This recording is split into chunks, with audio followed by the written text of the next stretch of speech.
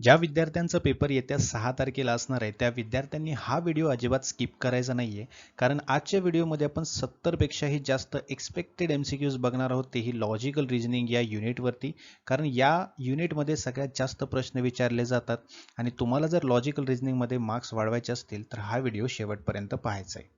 जे विद्यार्थी second attempt देणार आहेत म्हणजेच 9 मेचा अटेम्प्ट देणार आहेत त्यांच्यासाठी लाईव्ह बॅच आपली 7 एप्रिलपासून सुरू होणार आहे. या बॅचमध्ये तुमचा संपूर्ण सिलेबस जो आहे तो लाईव्ह सेशन्समध्ये कव्हर केला जाणार आहे. त्यासोबतच स्टडी मटेरियल जसे की topic wise MCQs, notes, mock test, MCQ series, PDF या सर्व गोष्टी तुम्हाला प्रिपरेशनसाठी मिळणार आहेत. तर आजच या नंबरवरती व्हॉट्सअप मेसेज किंवा व्हॉट्सअप कॉल करा आणि ही बॅच जॉईन करा किंवा ग्लोबल ऑनलाईनचं ॲप्लिकेशन डाउनलोड करा. ॲप्लिकेशनच्या थ्रू सुद्धा तुम्ही ही बॅच जॉईन करून तुमचं प्रिपरेशन करू शकता. तर हा आहे तुमचा ॲनॉलॉजीचा प्रश्न. यामध्ये बघा ए आणि बी यांचं आपल्याला काय ओळखायचं आहे, यांचं आपल्याला रिलेशन ओळखायचं आहे व्यवस्थितपणे. ठीक आहे. नातं काय आहे, नातं म्हणजे ब्लड रिलेशन वाला नातं नाही, म्हणजे यांच्याशी कनेक्शन काय आहे या दोन गोष्टीचं हे ओळखायचं आहे. त्यानुसारच पुढचं सुद्धा असणार आहे आणि ते आपल्याला ऑप्शन्स मधून ओळखायचं आहे. जसं ए हा बी शी संबंधित आहे म्हणजे डॉक्टर पेशंटशी संबंधित आहे. डॉक्टर काय करतो, पेशंटला ट्रीट करतो, राईट. तसंच टीचर कोणाला करतो किंवा टीचरशी कोणाशी संबंध आहे, टीचरचा कोणाशी संबंध आहे. प्रिन्सिपल, स्टुडंट, बुक की स्कूल. ऑब्व्हियसली टीचर हा कोणाला टीच करतो, टीचर हा स्टुडंटला टीच करतो. डॉक्टर पेशंटला ट्रीट करतो आणि टीचर स्टुडंटला टीच करतो. बरोबर. का प्रिन्सिपलला करतो, का बुकला करतो, की स्कूलला करतो, राईट. ज्याप्रमाणे रिलेशन आहे सुरुवातीचा, आता डॉक्टर है ना, याचा संबंध जर हॉस्पिटलशी असता तर आपल्याला टीचरचा संबंध स्कूलशी जोडता आला असता. बरोबर आहे ना. किंवा डॉक्टर है ना, याचा संबंध किंवा ह्याचा डॉक्टरचा हेड जो असतो त्याचा संबंध जर डीन असेल वगैरे, तर टीचरचा आपण तिथे प्रिन्सिपल केला असता, है ना. टीचरचा संबंध आपण प्रिन्सिपलशी जोडला असता.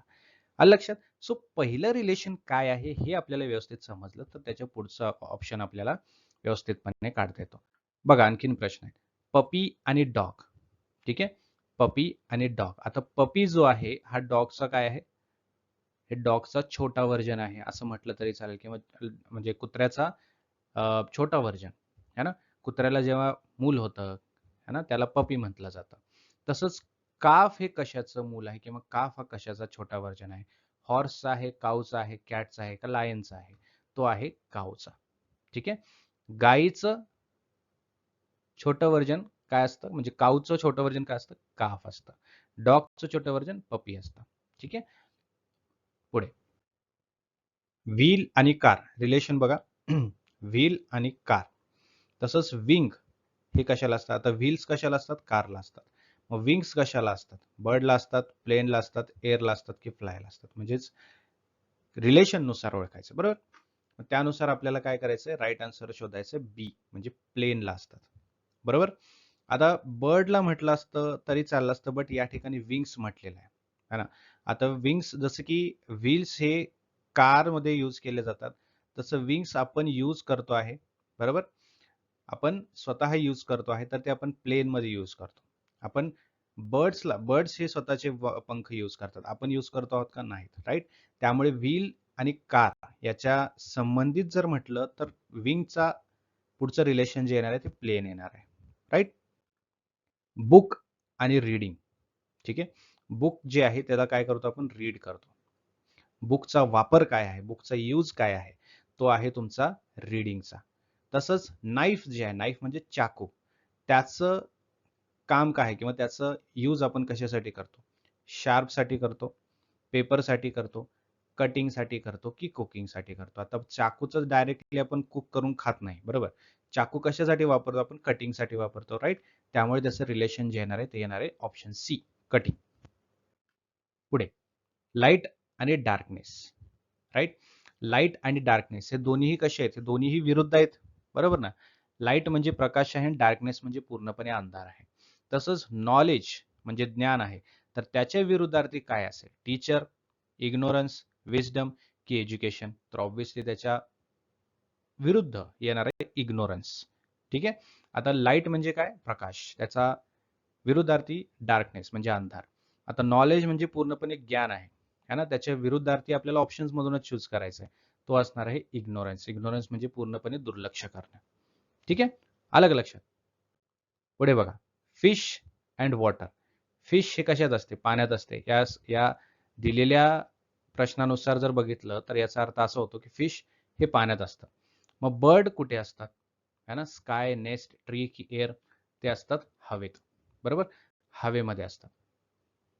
आता या ठिकाणी आपण स्काय पण म्हटलं असतं, है ना, बट एक्झॅक्ट करेक्ट जर संबंध म्हटला, जसं की फिश हे वॉटरमध्ये नेहमी असतात किंवा वॉटरशी यांचा संबंध आहे, है ना, त्याचप्रमाणे बर्डचा वॉटर रिलेटेड काय असू शकतो? तो एअर असणार आहे, है ना, हवा, पाणी, जमीन.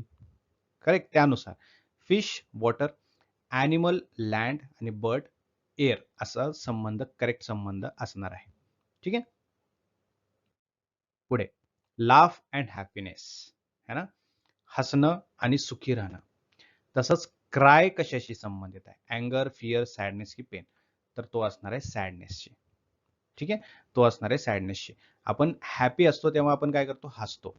आपण रडतो केव्हा रडतो? आपण जेव्हा आपण सॅड आहोत. बरोबर, जेव्हा आपण सॅड आहोत तेव्हा आपण रडतो. पुढे फ्लावर बुकेट, राईट, फ्लावरचं बुकेट. बरोबर, फ्लावरचं काय असतं? म्हणजे फुलांचं काय असतं? गुच्छ असतो. तसं स्टारचं काय असतं? स्टारचं काय असतं? क्वेश्चन मार्क दिलेला आहे. स्काय, गॅलेक्सी, सन, मून. बरोबर, तर त्याची काय असते? गॅलेक्सी असते. बुकेटमध्ये वेगवेगळ्या प्रकारचे फ्लावर्स असतात. तसंच स्टारचे तारे कशात असतात? ते असतात गॅलेक्सीमध्ये. गॅलेक्सीमध्ये वेगवेगळ्या प्रकारचे तारे असतात. आता बघा पुढचा, पेन आणि रायटर. ठीक आहे, तसंच ब्रश, क्वेश्चन मार्क. रायटर काय वापरतो? पेन वापरतो. पेनचा संबंध कोणाशी आहे? रायटरशी आहे, है ना, पेनचा यूज रायटर करतो. मग ब्रशचा यूज कोण करतो? पेंटर, आर्टिस्ट, पेपर की कॅनव्हास? तो आहे तुमचा पेंटर, है ना. पेंटर काय करतो? ब्रशचा वापर करतो. आता आर्टिस्ट पण करतो, बट या ठिकाणी ब्रशचा उल्लेख केलेला आहे, है ना. सो आर्टिस्ट हा पेन्सिलचा पण वापर करू शकतो, राईट. बट इथे एक्झॅक्टली कनेक्शन जुडणार आपल्याला शोधायचं आहे, है ना. म्हणजे करू शकतो याला इथे अजिबात स्थान नाहीये. जो करतो आहे, जो एक्झॅक्ट कनेक्ट झालेला आहे, त्याचा येथे या ठिकाणी संबंध येणार आहे. तोच आपला करेक्ट आन्सर असणार आहे, है ना. आता जसं की आपण ब्रशचा संबंध पेंटरशी केला, आता डायरेक्ट कनेक्शन जुडत आहे ब्रशचं. आर्टिस्ट म्हटलं असतं तर तो ब्रशचा वापर करतो, बट त्याला आधी पेन्सिलचा वापर करावा लागतो. पेन्सिलचा सुद्धा वापर आर्टिस्ट करतो, किंवा आर्टिस्ट वेगवेगळ्या प्रकारचे सुद्धा असू शकतात. बरोबर ना. सो पेंटर डायरेक्टली ब्रशचा वापर करतो. पेंटर काय करतो? दुसरा कशाचा वापर करतो? पेंटचा वापर करण्यासाठी त्याला ब्रश लागतो, राईट.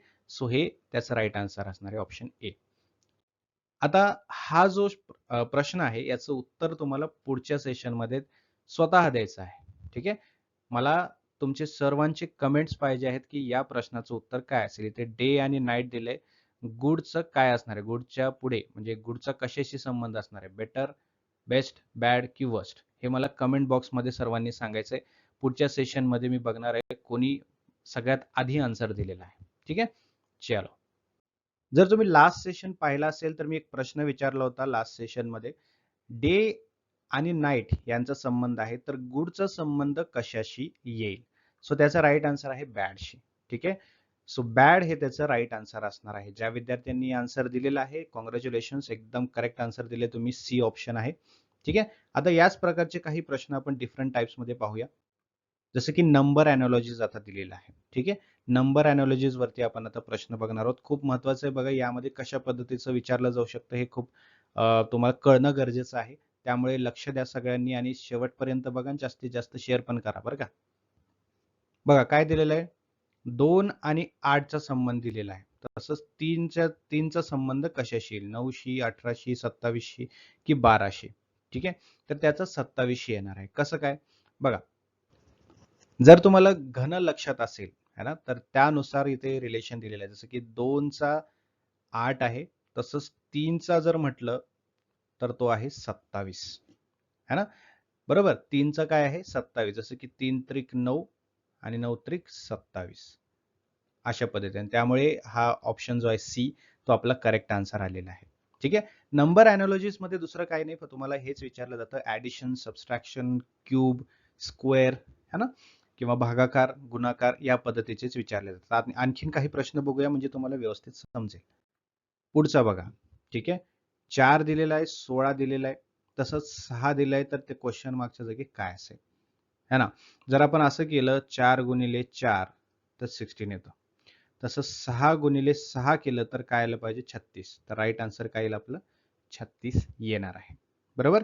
आता हे केव्हा पॉसिबल आहे? तेव्हाच पॉसिबल आहे जेव्हा तुम्हाला पहिलं जोडी जे आहे त्याचं रिलेशन काय आहे हे समजेल. आलं लक्षात? रिलेशन काय आहे हे जर समजलं तर पुढचं पण तुम्हाला व्यवस्थित समजणार आहे. आता पुढचं नंबर सिरीजमध्ये काय दिलेलं आहे बघा. 7 आणि 49 दिलेलं आहे. है ना? आता 7चा आणि 49चा संबंध काय आहे? जर तुम्हाला स्क्वेअर्स माहिती असतील, बरोबर? तर 7चा स्क्वेअर काय आहे हो? 49 आहे. है ना? मग त्याच रिलेशनच्या हिशोबाने जर बघितलं तर 5चा काय यायला पाहिजे मग? 5चा यायला पाहिजे 25. 25 आहे का ऑप्शनमध्ये? आहे. ऑप्शन सी आपला एक्झॅक्टली करेक्ट आन्सर असणार आहे. बरोबर? समजलं सर्वांना? स्क्वेअर, क्यूब किंवा त्याला काय म्हणतो आपण? ॲडिशन, सबट्रॅक्शन, डिव्हिजन, है ना? मल्टिप्लिकेशन याशिवाय काहीही दुसरं विचारत नाहीत. ठीक आहे? त्यामुळे पहिली जोडीमध्ये काय केलेलं आहे हे लक्षात घ्या. त्यानंतर दुसरी जोडी तुम्हाला ऑटोमॅटिक क्लिअरली एकदम स्पष्टपणे दिसेल की राईट आन्सर काय आहे. पुढचा बघा. जवळपास त्याच प्रकारचं आहे, पण थोडंसं उलट-पुलट केलंय. 9 आणि 3 ची जोडी दिली आहे. तसंच 81 आणि कशाची जोडी लागेल, है ना? आता 9 आणि 3 ची जोडी म्हटलं तर आपण असंही करू शकतो 3 त्रिक 9 पण असू शकतं, है ना? म्हणजे 9 हा स्क्वेअर झाला कशाचा? 3चा. बरोबर आहे ना? मग 81 हा कशाचा झाला स्क्वेअर? तर तो आहे 9चा. 9 आहे का ऑप्शनमध्ये? आहे. ऑप्शन ए बरोबर आहे, है ना? समजलं तुम्हाला? स्क्वेअर, क्यूब, मल्टिप्लिकेशन हे जे सगळे टाइप्स आहेत त्याशिवाय त्याच्या व्यतिरिक्त काहीच विचारणार नाही. त्यामुळे आपल्याला काय करायचं आहे? एकदा पहिली जोडी कळाली की आपल्याला स्क्वेअर दिलेला आहे. म्हणजे 9 कुठे आहे? हा 9 एक्झॅक्टली वर्गमुळात आहे. बरोबर? 81 सुद्धा. आणि हा आहे त्याचा वर्ग. सॉरी, हा आहे ह्याचा वर्ग तो आहे. असा त्याचा अर्थ आहे. ठीक आहे? पुढे 12, 24, 15 काय? 12 आणि 24 चा संबंध आहे. है ना? 12 गुणिले 2 केलं तर 24 येतं. मग 15 गुणिले 2 केलं तर काय आलं पाहिजे? 30 यायला पाहिजे. 30 आहे ऑप्शनमध्ये? आहे. Option C. ठीक आहे?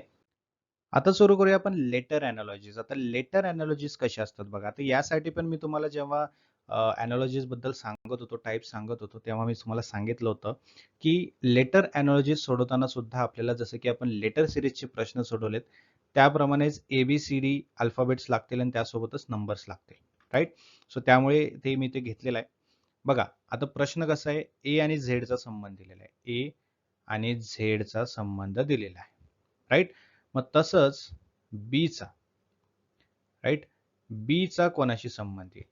मग आता बघा, ए म्हणजे एक म्हणजे सुरुवातीचा आणि त्याचा संबंध झेड म्हणजे शेवटचा 26वा आणि शेवटचा घेतलेला आहे.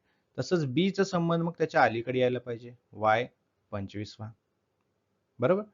दुसरा आणि 25वा. करेक्ट? जसं की 26 अल्फाबेट्स आहेत. पहिला आणि शेवटचा घेतलेला आहे पहिल्या रिलेशनमध्ये. या रिलेशनमध्ये काय घेतलेलं आहे? ए आणि झेड म्हणजे रिलेशन कसं घेतलंय बघा. पहिला अल्फाबेट आणि शेवटचा अल्फाबेट. ठीक आहे? आता पहिला आणि शेवटचा निघून गेला. त्यानंतर बी आलेला आहे. तर बीची जोडी कशासोबत येईल? सगळ्यात शेवटची उरलेली कोणती? वाय उरलेली आहे. कारण झेड तर 1 सोबत गेलेला आहे. म्हणजे झेड तर ए सोबत गेलेला आहे. मग उरला कुठला? तर वाय आहे शेवटचा. मग बी आणि वाय ही जोडी येणार आहे. मग वाय आहे का ऑप्शनमध्ये? आहे. ऑप्शन ए. ठीक आहे? समजलं का? पुढे बघा, सी एफ असं कनेक्शन दिलेलं आहे ना? अल्फाबेट्स घेऊया आपण. सी आणि एफ असं घेतलेलं आहे. मग एच चं पुढे काय? आता सी आणि एफ च्या मध्ये जर म्हटलं तर असे 2 रखान्याचा गॅप आहे. आपण 2 रखान्याचा गॅप सोडून जर बघितलं तर के यायला पाहिजे. के आहे का ऑप्शन मध्ये? येस आहे. ऑप्शन बी के हे राईट आन्सर असणार आहे. ठीक आहे? पुढे एक्स ए अशी जोडी दिलेली आहे. ठीक आहे? एक्स आणि ए अशी जोड दिलेली आहे. राईट? मग y ची जोडी काय असेल? y ची जोडी b असायला पाहिजे कारण त्याच्या बाजूचा. करेक्ट? y ची जोडी b असायला पाहिजे त्याच्या बाजूचा. राईट? म्हणजे 1 आणि 24 तसंच 2 आणि 25 असं असायला पाहिजे. त्यामुळे बी ऑप्शन करेक्ट असणार आहे. पुढे बघा, आता 3 अल्फाबेट दिलेले आहेत. ठीक आहे. ए सी ई. ठीक आहे. ए सी ई. त्याचा संबंध कुठे जोडलेला आहे? बी, डी आणि एफ. समजते का? एक एक गॅप सोडलेला आहे.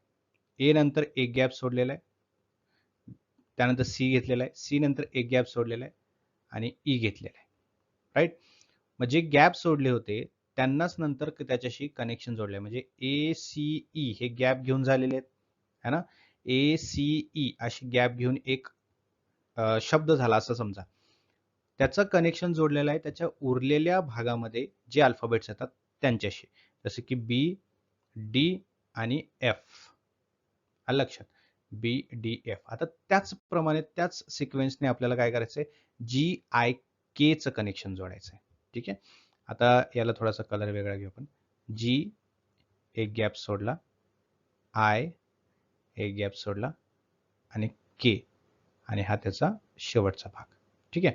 मग आपल्याला काय जोडायचं त्याशी? एच, जे आणि एल आहे का? एच, जे, एल आहे. Option A. समजलं? ऑप्शन ए त्याचं राईट आन्सर असणार आहे. जसं पहिलं कनेक्शन आहे तसंच दुसरं असणार आहे. पुढचं एम एन ओ काय आहे? एम एन आणि ओ त्याचा जोड कशाशी लावलेला आहे? पी क्यू आर शी, म्हणजे पहिले 3 आणि त्याच्या पुढचे 3. सोपं आहे, सरळ सोपं आहे. तसंच एस टी आणि यू चं घेतलंय, मग त्याचं कनेक्शन कुठे असणार आहे? व्ही डब्ल्यू एक्स आहे का? व्ही डब्ल्यू एक्स आहे. Option A. समजलं? बघा, अशाच प्रकारचे प्रश्न तुम्हाला एक्झाम मध्ये विचारले जातात, कारण यामध्ये काय महत्वाचं आहे की पहिली जोडी जी आहे त्याचं रिलेशन काय आहे, त्या रिलेशन नुसार पुढच्या जोडीचं रिलेशन कसं असणार आहे, काय असणार आहे, हे आपल्याला ऑप्शन्स मधून सिलेक्ट करायचं. ठीक आहे. हे असते तुमची एनॉलॉजी. हे एनॉलॉजीचे प्रकार आपण पाहिलेले आहेत. काही अडचण असेल कमेंट बॉक्स मध्ये सांगा. ठीक आहे. आपण पुढच्या सेशन मध्ये ते कव्हर करूया. ठीक आहे. Have a great day. See you in the next session. बघा, हा आहे तुमचा प्रश्न जो तुमच्या लेटेस्ट एक्झामिनेशन मध्ये विचारला गेला होता. MBA CET एक्झामिनेशन मधला हा प्रश्न आहे. पीस आणि ग्राम अशी जोडी दिलेली आहे आणि दुसऱ्या ठिकाणी पल्सेस आणि क्वेश्चन मार्क दिलेला आहे. ठीक आहे. जर तुम्ही व्यवस्थित बघाल तर पीस आणि ग्राम म्हणजे वटाणा आणि चणे हे दोन्हीही डाळीचे प्रकार आहेत, म्हणजे पल्सेसच आहेत. राईट. पण दुसऱ्या जोडीमध्ये आपल्याला एखादं पल्सचं नाव दिलेलं नाहीये, एक्झॅक्टली मुख्य पल्सच दिलेला आहे. मग क्वेश्चन मार्कच्या ठिकाणी सुद्धा एखाद्या डाळीचं किंवा पल्सचं नाव नसायला पाहिजे, त्या ठिकाणी एक खाण्याचा प्रकारच असला पाहिजे. बरोबर आहे. मग बार्ली म्हटलं तर हे सुद्धा याच्यामध्ये पल्सेस मध्येच आपण मोडू शकतो. त्यानंतर कोकोनट, राईस, पोटॅटो हे सर्व काही खाद्य प्रकार आहेत. बरोबर आहे. हे स्पेसिफिक गोष्टी आहेत. आपल्याला इथे जनरल सांगायचं, कारण पल्सेस म्हटलं तर हे जनरल होतं. बघा, स्पेसिफिक आणि जनरल मध्ये फरक असा आहे की स्पेसिफिक हा एखाद्या सामान्य गोष्टीचा एक भाग असतो, है ना. एक विशिष्ट गोष्ट जी आहे ते एका सामान्य गोष्टीचा एक भाग असतो, आणि जे सामान्य गोष्ट आहे ते सर्व विशिष्ट गोष्टी मिळून बनलेला एक प्रकार आहे. ठीक आहे. जसे की पल्सेस हे जनरल गोष्ट आहे, याच्यामध्ये स्पेसिफिक ग्राम आहे, पीस आहे, बार्ली आहे. राईट. आणि पीस, ग्राम, बार्ली हे सर्व मिळून काय आहेत? पल्सेस आहेत. करेक्ट. मग जनरल आणि स्पेसिफिक अशी दोन गोष्टी असतात. मग इथे स्पेसिफिक आणि स्पेसिफिकची जोडी लागली तर इथे जनरल आणि जनरलची जोडी लागली पाहिजे. बार्ली स्पेसिफिक आहे, कोकोनट, राईस, पोटॅटो हे सर्व स्पेसिफिक आहेत, आणि बीन्स हे जनरल टर्म आहे. त्यामुळे बीन्स या ठिकाणी करेक्ट आन्सर येतं. पुढचा प्रश्न बघा, फ्लाइंग आणि बर्ड अशी जोडी दिलेली आहे, आणि पुढची जोडी आहे क्रीपिंग आणि क्वेश्चन मार्क. क्वेश्चन मार्कच्या ठिकाणी आपल्याला ऑप्शन्स मध्ये शोधून लिहायचं आहे. आता फ्लाइंग म्हटलं तर ही एक क्रिया आहे, आणि बर्ड म्हटलं तर ते क्रिया करणारी एक गोष्ट आहे. बरोबर आहे. ते क्रिया करणारा एक प्राणी आहे. म्हणजे उडणारा हा कोण आहे? पक्षी आहे. क्रिपिंग म्हणजे काय? सुरकसणे. सुरकसणारा काय असणार आहे? एरोप्लेन असणार आहे, क्रॉल असणार आहे. क्रॉल तर हे एक्झॅक्टली क्रियाच आहे. फ्लावर सुरकसत नाही, ग्राउंड सुद्धा हे कुठल्याही प्रकारची क्रिया नाही किंवा करणारी गोष्ट नाहीये. बरोबर आहे. किंवा प्राणी नाहीये. तर स्नेल म्हणजेच आपलं त्याला काय म्हणतो आपण? शिंपला. बरोबर आहे. किंवा सुकळी. हे काय करतं? हे सुरकसतं. स्नेल क्रिप्स. बरोबर आहे. त्यामुळे स्नेल या ठिकाणी राईट आन्सर येणार आहे. पुढचा प्रश्न बघा, अल्फाबेटिकल प्रश्न आहे, त्यामुळे हे तुमच्याकडे असणं गरजेचंच आहे. हे म्हणजे काय? A to Z पर्यंत अल्फाबेट आणि त्याच्या खाली त्यांचे नंबर्स असणं अत्यंत गरजेचं आहे. तेव्हाच आपल्याला सोप्या पद्धतीने करता येऊ शकतं. ठीक आहे. आता ही जोडी व्यवस्थित आपण बघून घेऊया, है ना. AUC AOCUFZ आणि Jचं J आलेलं आहे. मग इथे A आहे 1 नंबर. ठीक आहे. त्याची जोडी कुठे लावलेली आहे? O सोबत. O म्हणजे कुठे? इथे. या दोघांच्या मध्ये 1 आणि 15च्या मध्ये फरक किती आहे? 14चा फरक आहे. राईट. त्याच नंतर C आणि U बघा. या ठिकाणी C आहे आणि या ठिकाणी U आहे. C चा नंबर आहे 3रा, U चा नंबर आहे 21. 21 मधून तुम्ही 3 मायनस करा, है ना? किती येतं? 18 येतं. राईट.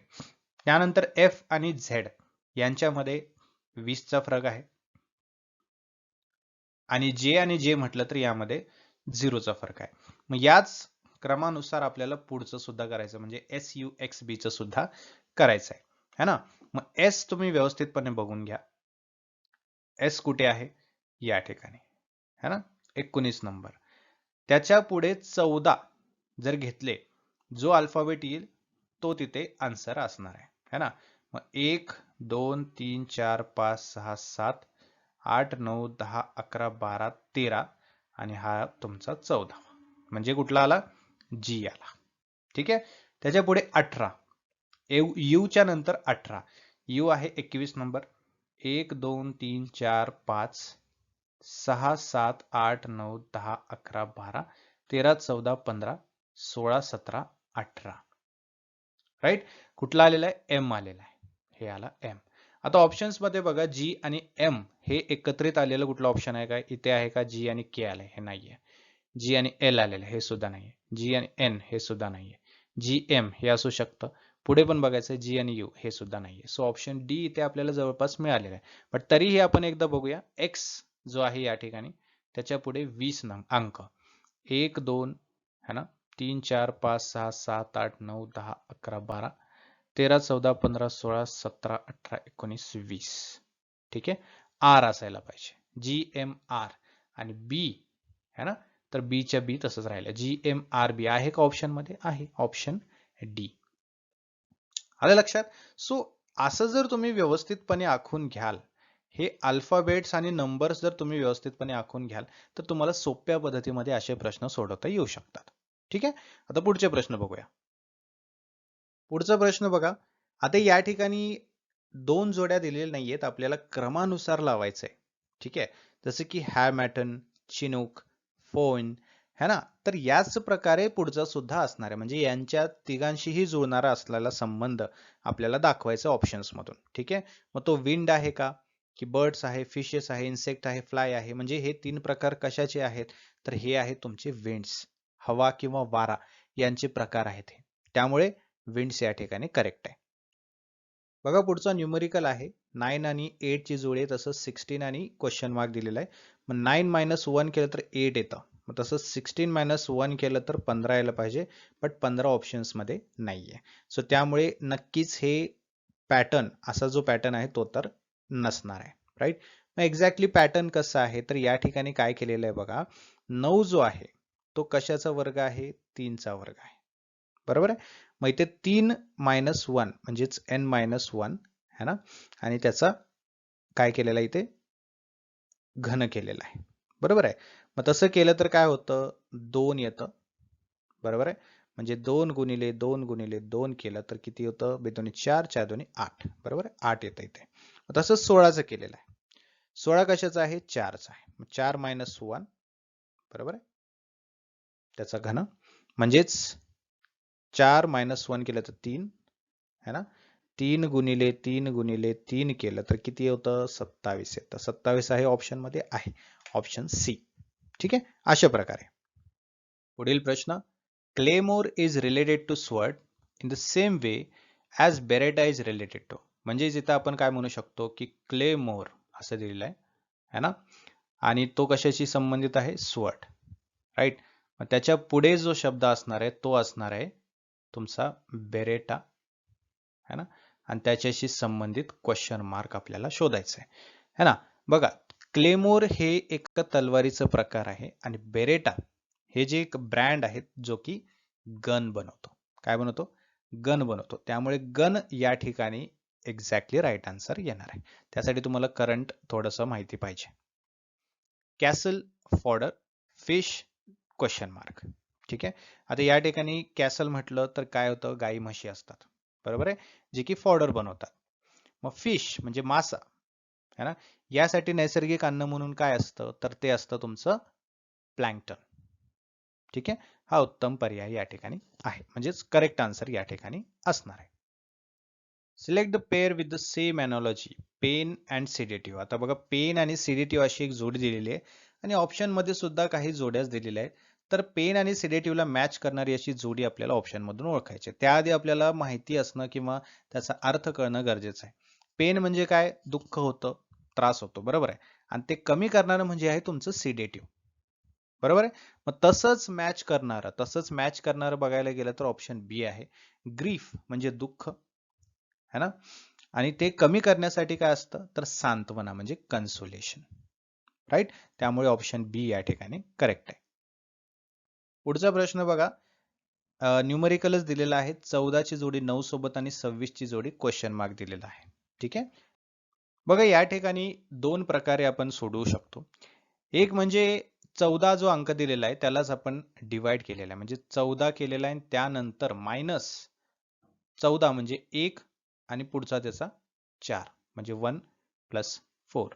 उत्तर किती येईल, है ना, 1 आणि 4 5 येतं, म्हणजे 14 मायनस 5 केलं तर उत्तर येतं 9. बरोबर आहे, आलं 9. त्याचप्रमाणे 26 करून बघा, 26 मायनस 2 6. उत्तर किती येईल, 26 मायनस 8. बरोबर आहे ना. तर किती आन्सर यायला पाहिजे, इथे यायला पाहिजे 18. 18 आहे का ऑप्शन मध्ये, नाही, राईट. त्यामुळे ही जी गोष्ट आहे किंवा हा जो पर्याय आहे किंवा ही जी पद्धत आहे या ठिकाणी पूर्णपणे चुकीची ठरते. दुसरी पद्धत बघायला गेलो तर सेम, आता 14 आहे, है ना, 14चा आपल्याला सॉल्व्ह करायचं आहे. तर 1 गुणिले 4, राईट, प्लस 1 अधिक 4, बरोबर आहे. म्हणजेच किती येणार, 1 गुणिले 4चं 4 आणि प्लस 1 आणि 4चं 5, किती येतं, 9 येतं. करेक्ट. तसंच 26 आपण करून बघूया. 26, ठीक आहे, 2 गुणिले 6 प्लस 2 प्लस 6 म्हणजेच बेसख्ख 12 प्लस 2 आणि 6 8, किती येतं, 20. 20 आहे का ऑप्शन मध्ये, आहे, ऑप्शन ई. आलं लक्षात. सो ऑप्शन ई या ठिकाणी करेक्ट आन्सर येणार आहे. दोन पद्धतीने आपण केलं. पहिली पद्धत चुकली, कारण का ऑप्शन 18 है ना, तो आपल्याला दिसत नाहीये, A B C D E मध्ये कुठेच 18 नाहीये. त्यामुळे आपण दुसरी पद्धत वापरली. दुसऱ्या पद्धतीमध्ये 20 आलं, 20 ऑप्शन मध्ये आहे, त्यामुळे ई ऑप्शन या ठिकाणी करेक्ट येतं. ठीक आहे.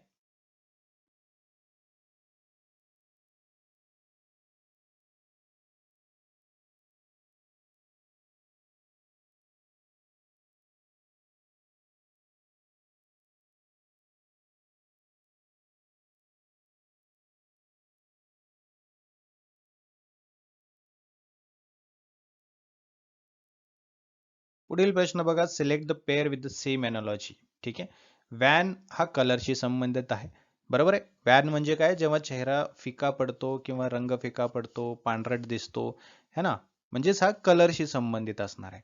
सो वॅन हा कलरशी संबंधित आलाय, तर त्याच सेम एनॉलॉजी नुसार आपल्याला ऑप्शन शोधायचा आहे, राईट. मग यामध्ये ऑप्शन बी करेक्ट येतो. पॅलिडचा अर्थ सिमिलर आहे वॅन सोबत, म्हणजेच त्वचेचा रंग फिका पडणे, निस्तेज दिसणे, है ना, जो की कॉम्प्लेक्शनशी संबंधित आहे, बरोबर आहे. पॅलिड हा कॉम्प्लेक्शन याचं वर्णन करणारा शब्द आहे, त्यामुळे बी ऑप्शन इथे करेक्ट येतो आहे. ठीक आहे. So this is all about today session. बघा, लवकरात लवकर तुमचं प्रिपरेशन स्टार्ट करा, कारण एक्झामिनेशन आता जसं की तुम्ही पाहिलं, लेटेस्ट न्यूज पाहिलेली आहे, 2 वेळा आपली एक्झामिनेशन होणार आहे. आपली पहिली जी टर्म आहे ती लवकरच येणार आहे, त्यासाठी फॉर्म्स सुद्धा लवकरच सुटतील, येतील. तुम्हाला फॉर्म तर भरायचंच आहे, बट प्रिपरेशन तुमचं खूप स्ट्रॉंग होणं गरजेचं आहे. सो आजच तुम्ही प्रिपरेशनला स्टार्ट करा. आपल्याकडे बेस्ट फॅकल्टीज आहेत जे की तुम्हाला गाईड करतील, तुम्हाला पर्सेंटाईल वाढवण्यासाठी, तुम्हाला बेस्ट कॉलेजमध्ये ॲडमिशन घेण्यासाठी ते गाईड करतील. त्यामुळे लवकरात लवकर या नंबरवरती कॉन्टॅक्ट करा किंवा ॲप्लिकेशन डाउनलोड करा. कसंही करून तुम्ही कोर्स जॉईन करा आणि प्रिपरेशनला स्टार्ट करा. ठीक आहे, चलो, thank you so much. Have a great day. See you in the next session. पहिला प्रश्न आहे तुमचा ब्लड रिलेशन वरती. इंग्लिशमध्ये असणार आहे बघा. पूर्णपणे आपले कोर्सेसमध्ये सुद्धा जेव्हा लाईव्ह सेशन्स आपले असतील त्यामध्ये सुद्धा आपण पूर्णपणे मराठीमध्येच शिकणार आहोत. बट तुमचे टर्म्स वगैरे जे आहेत, तुमचे क्वेश्चन्स, तुमचे कन्सेप्ट जे आहेत ते पूर्णपणे इंग्लिशमध्ये असणार आहेत. बट तुम्हाला समजवलं जाणार आहे, तुमचे सेशन जे असणार आहेत ते मराठीमध्येच शिकवले जाणार आहेत. ठीक आहे. मग बघा या ठिकाणी काय विचारलंय की if X is the brother of the son of Y's son, then how is X related to Y? म्हणजे X जो आहे है ना, तो भाऊ आहे. भाऊ आहे म्हणजे हा मेल झाला. ठीक आहे. Of the son of Y son म्हणजे हा सुद्धा मेल आहे आणि हा सुद्धा मेल आहे. ठीक आहे. मग समजा हा Y आहे, त्याचा मुलगा Z आपण केला आणि त्याचा मुलगा A आपण कन्सिडर केला. आता Z आणि A तर दिले नाहीये, बट आपण कन्सिडर केले. मग A चा भाऊ कोण आहे? X आहे. X आणि A बरोबर, हे भाऊ आहेत. मग यामध्ये विचारलं आपल्याला एक्स आणि वायचं रिलेशन काय आहे. ऑब्वियस आहे, याचा मुलगा हा आणि त्याचा मुलगा ए आणि ह्याचा भाऊ एक्स, म्हणजे हे भाऊ आहेत. ह्यांचे वडील कोण आहेत? झेड आणि त्यांचे वडील कोण आहेत? वाय. मग आजोबा आणि नातूचं नातं लागतं इथे, बरोबर आहे ना. मग एक्स हा वायचा कोण झाला? हा झाला नातू, ग्रँडसन झाला, बरोबर. त्यामुळे ऑप्शन डी इथे करेक्ट येणार आहे. Pointing to a woman, a girl said, "She is the daughter-in-law of a grandmother of the only son of my father." Okay. काय म्हणते ती की एक गर्ल म्हणते की she is the daughter in law. ठीक आहे. ती जी आहे ती कोण आहे? डॉटर इन लॉ आहे, म्हणजे सून आहे. कोणाची? माझ्या ग्रँडमदरची, माझ्या आजीची. ठीक आहे. Grandmother of what? Only son of my father, म्हणजे माझ्या वडिलांच्या एकुलत्या एक मुलाची है ना, जी आजी आहे तिची ही सून आहे. मग ही कोण आहे? किती सोपं आहे बघा. आता only son of my father, only son of my father म्हणजे एकुलता एक मुलगा आहे. आणि गर्ल सेड म्हटलं इथे है ना, गर्ल सेड म्हटलंय, बरोबर. म्हणजे तो सन जो आहे तिचा भाऊ असणार आहे. करेक्ट. मग बघा, सन आहे है ना, आपण त्याला एस करूया, त्याचे फादर, ठीक आहे, म्हणजे एफ करूया. आता ग्रँड मदर म्हणजे कोण? त्याची आई असणार आहे, फादरची आई असणार आहे है ना, ग्रँड मदर करूया आपण. करेक्ट. आणि ती कोण आहे? डॉटर इन लॉ आहे, म्हणजे त्याची सून आहे. कोण आहे? या ग्रँड मदरची सून आहे है ना. म्हणजे सून आहे म्हणजे या ग्रँड मदरच्याच कुठल्या तरी एका मुलाची ती बायको असणार आहे, बरोबर आहे. मग only son of my father असं म्हटले तर हा तर एक एकुलता एक आहे हे आपल्याला कळलंय. मग ग्रँडमदरची सून म्हटलं तर ती कदाचित फादरची बायको असू शकते, वाईफ असू शकते, बरोबर आहे. मग फादरची वाईफ ह्या सनची कोण झाली? ही झाली मदर. मदर आहे का ऑप्शन मध्ये? आहे, ऑप्शन ए. समजलं. सो ए त्याचं पॉसिबल आन्सर असणार आहे. Introducing a man, women said his wife is the only daughter of my father. How is that man related to the women? बघा इथे समजा तीन व्यक्ती आहेत. इथे एक व्यक्ती आहे जो की मेल आहे, इथे एक आहे जी की फिमेल आहे आणि इथे एक आहे जी की फिमेल आहे, असं समजा. या दोघी मैत्रिणी आहेत है ना. 2 नंबर सांगते 3 ला की हा जो व्यक्ती आहे है ना, त्याची बायको माझ्या वडिलांची एकुलती एक मुलगी आहे है ना. His wife is only daughter of my father. आता एकुलती एक मुलगी आहे हे तर सांगितलं आणि त्यातल्याच सांगितलं की माझ्या वडिलांची. आता माझ्या वडिलांची एकुलती एक मुलगी म्हणजे कोण? ती स्वतःच असणार आहे है ना. याची बायको माझ्या वडिलांची एकुलती एक मुलगी आहे, म्हणजे ही कोणाची? हा जो व्यक्ती आहे ह्याची बायको कोण असणार आहे? ही स्वतःच असणार आहे है ना. मग हा व्यक्ती कोण असणार आहे? तिचा हजबंड असणार आहे है ना. त्यामुळे ऑप्शन डी या प्रश्नामध्ये करेक्ट येतोय. पुढील प्रश्न बघा. Arun said this girl is the wife of my mother's grandson. How is Arun related to that girl? सोपा प्रश्न आहे बघा. अरुण काय म्हणतोय?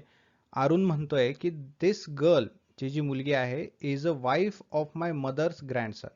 आता ए ची आई, बरोबर आहे. आता इथं ए करूया आपण म्हणजे व्यवस्थितपणे समजेल. ए ची आई कोण? आपण बी करूया, ठीक आहे, मदर. करेक्ट. त्यानंतर त्याने काय सांगितले? मदर्स ग्रँडसन. मदर्स ग्रँडसन म्हणजे हा सन आणि ह्याची याचा मुलगा, ठीक आहे. आपण सी करूया, सन, ठीक आहे. मग बी आणि सी कोण झाले? हा ग्रँडसन झाला आणि बी कोण झाली? ही ग्रँडमदर झाली, ठीक आहे. मग याची बायको, सी ची वाईफ, समजा डी आपण करूया, ठीक आहे, आपण डी करूया, म्हणजे डी ही काय झाली, वाईफ झाली कोणाची, सी ची, करेक्ट. आणि सी चे वडील कोण आहेत, ए, राईट. मग अरुण जो आहे तो सी चा वडील आहे, बरोबर. मग मुलाची बायको ही कोण झाली, सून झाली. मग सुनेचा ए कोण आहे, है ना, अरुण तिचा कोण लागला, फादर इन लॉ, सासरा झाला, बरोबर आहे ना. सो ऑप्शन बी या ठिकाणी करेक्ट येतोय. आता पुढचा प्रश्न बघा, त्यामध्ये सुद्धा तुम्हाला थोडंसं शॉक होईल. त्याच एक्झामिनेशन मध्ये तुम्हाला परत एकदा तसा प्रश्न मिळालाय. While introducing a girl at a party, Anil said, अनिलने सांगितले, आता काय म्हटलंय, she is the wife of my mother's grandson. Similar प्रश्न आहे ना, है ना, सिमिलर प्रश्न आपल्याला बघायला मिळतो ना. हाच फायदा होतो जेव्हा तुम्ही PYQs डिस्कस करता किंवा PYQs प्रॅक्टिस करता. रिपीटेड क्वेश्चन्स कुठल्या टाईपचे येत आहेत एक्झामिनेशनमध्ये ते आपल्याला कळतं आणि आपण त्या पद्धतीने प्रिपरेशन करत असतो. आलं लक्षात. त्यामुळे बघा या ठिकाणी सुद्धा सेम आन्सर येणार आहे, फादर इन लॉज, कारण मागचा प्रश्न जो आहे तसाच हा प्रश्न आहे, है ना. She is the wife of my mother's grandson. Okay, same प्रश्न आहे. सो फादर इन लॉ, सासरा, याचा राईट आन्सर आहे.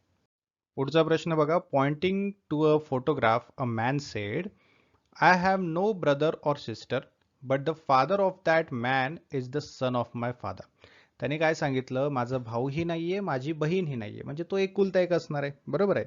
But the father of that man, म्हणजे तो जो व्यक्ती ज्याला पॉइंट आउट करतोय फोटोग्राफमध्ये, हा जो माणूस आहे, हा कोण आहे, हा माणूस कोण आहे, तो माझ्या वडिलांच्या मुलाचा मुलगा आहे, है ना.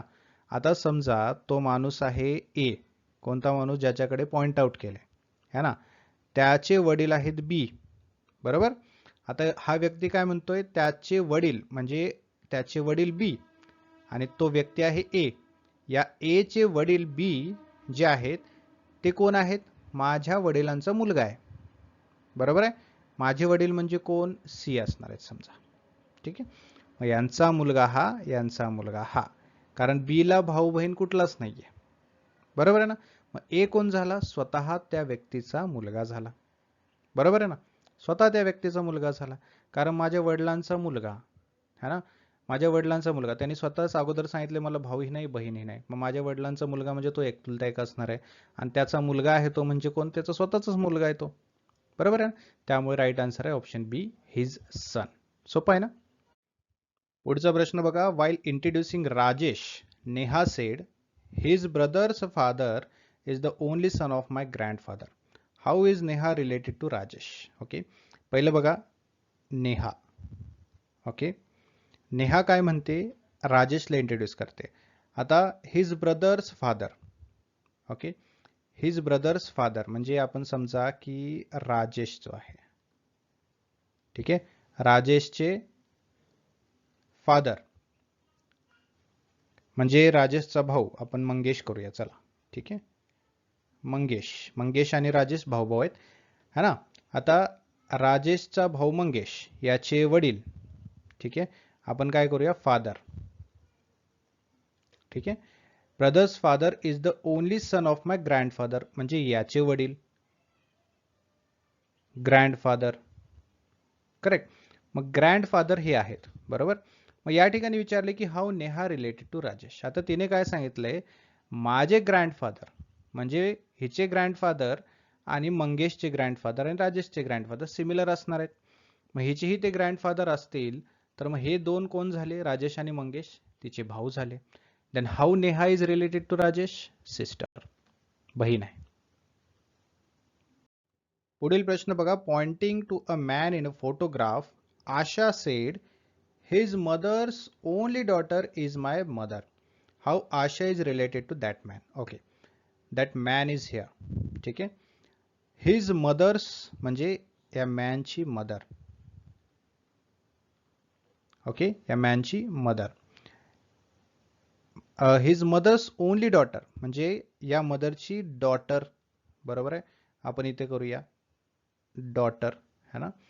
इज माय मदर म्हणजे या डॉटरची मुलगी आशा आहे, बरोबर, बरोबर आहे ना, या डॉटरची मुलगी आशा आहे. मग आशा आणि या मॅनचं काय नातं झालं, आता मॅन आणि ही डॉटर जी आहे म्हणजे आशाची आई जी आहेत हे कोण आहेत? ब्रदर आणि सिस्टर आहेत. बरोबर आहे, ब्रदर आणि सिस्टर आहेत. मग आशा आणि मॅन हे कोण झाले? बरोबर आहे ना, तर तो मॅन झाला तिचा मामा आणि ती आशा कोण झाली? त्याची भाची. बरोबर, त्यामुळे ऑप्शन सी ते नीस करेक्ट येणार आहे. ठीक आहे. आता हा बघा ब्लड रिलेशनचाच प्रश्न आहे, बट सिम्बॉल किंवा पझल बेस्ड आहे. ठीक आहे. आता या ठिकाणी काय म्हटलंय? ए प्लस बी म्हणजे A is the sister of B, म्हणजे प्लस हा साइन सिस्टरसाठी आहे. Correct. A minus B means A is the brother of B, म्हणजे मायनस हा साइन ब्रदरसाठी आहे. करेक्ट. त्यानंतर ए स्टार बी म्हणजे A is the daughter of बी. आता स्टार जो आहे तो कशासाठी आहे? डॉटरसाठी आहे. करेक्ट. मग प्रश्न काय? Then which of the following shows that E is the maternal uncle म्हणजे मामा ऑफ डी. ठीक आहे, म्हणजे ई हा कोण आहे? मामा. करेक्ट. डी जे आहे हे कोण आहे? भाची आहे, म्हणजे त्याला नीस वगैरे आपण म्हणू शकतो. राईट. आणि त्यामध्ये ऑप्शन्समध्ये बघितलं तर डी एफ ई सगळीकडे आपल्याला दिसत आहे, म्हणजे एफ जी आहे, एफ हे कोण आहे? ही मामाची बहीण असायला पाहिजे आणि डी ची आई असायला पाहिजे. बरोबर, म्हणजे मदर ऑफ डी आणि सिस्टर ऑफ ई. करेक्ट. बरोबर आहे ना.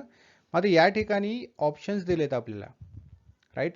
मग या सिम्बॉल नुसार आपल्याला काय करायचं आहे? क्रम लावायचा आहे. बरोबर. मग अगोदर आपण डी ला ठेवलं, समजा डी है ना, डी ला ठेवलं. डी ची आई कोण आहे? बरोबर आहे. डी ही कोणाची मुलगी आहे? डी ही मुलगी आहे एफ ची. मग इथे आपण स्टार करणार. डी ही कोणाची मुलगी आहे? एफ ची है ना. F is the mother of D, D is the daughter of F. ठीक आहे, डॉटर साठी स्टार साइन आहे. मग D is daughter of F म्हणजे डी स्टार एफ आला. आणि एफ ही ई ची बहीण आहे. बहिणीसाठी साइन कुठला आहे? प्लस आहे, प्लस ई असायला पाहिजे. म्हणजे डी बघा या ठिकाणी मी सांगतो, D star F plus E असायला पाहिजे. ऑप्शन मध्ये आहे का? आहे, ऑप्शन ए. समजलं. आता हे सिम्बॉल दिलेत, या सिम्बॉल्स वरून आपल्याला नातं कोणत्या सिम्बॉल साठी लागतं हे बघायचंय. त्यानुसार क्रम लावायचा आहे. मुलगी, आई आणि तिचा भाऊ. ठीक आहे, असं क्रमानुसार लावलं तर आपल्याला ऑप्शन ए हे राईट आन्सर येत आहे. बघा हा प्रश्न काय बोलतोय की in a family there are 6 members. किती? 6 मेंबर आहेत फॅमिलीमध्ये. कोण कोण आहेत? ए बी सी डी आणि ई आणि एफ अशी 6 मेंबर आहेत. मग या फॅमिली मधल्या पूर्ण मेंबर्सची माहिती आता आपल्याला दिलेली आहे आणि त्या माहितीच्या आधारे आपल्याला काही प्रश्न विचारले जातील जे की ए टू सी पर्यंत असणार आहेत. ठीक आहे. मग आपल्याला ते सॉल्व्ह करायचे. बघा काय म्हणते इन्फॉर्मेशन की A and B are married couples. ठीक आहे. ए आणि बी काय आहेत? हे मॅरिड कपल्स आहेत. With A being the male member. ठीक आहे. आता ए आणि बी हे मॅरिड कपल आहेत. ए जो आहे तो आहे मेल है ना, बी जो आहे ते फिमेल असणार आहे. Correct. D is the only son of C. D जो आहे तो सी चा सन आहे. Who is E's brother.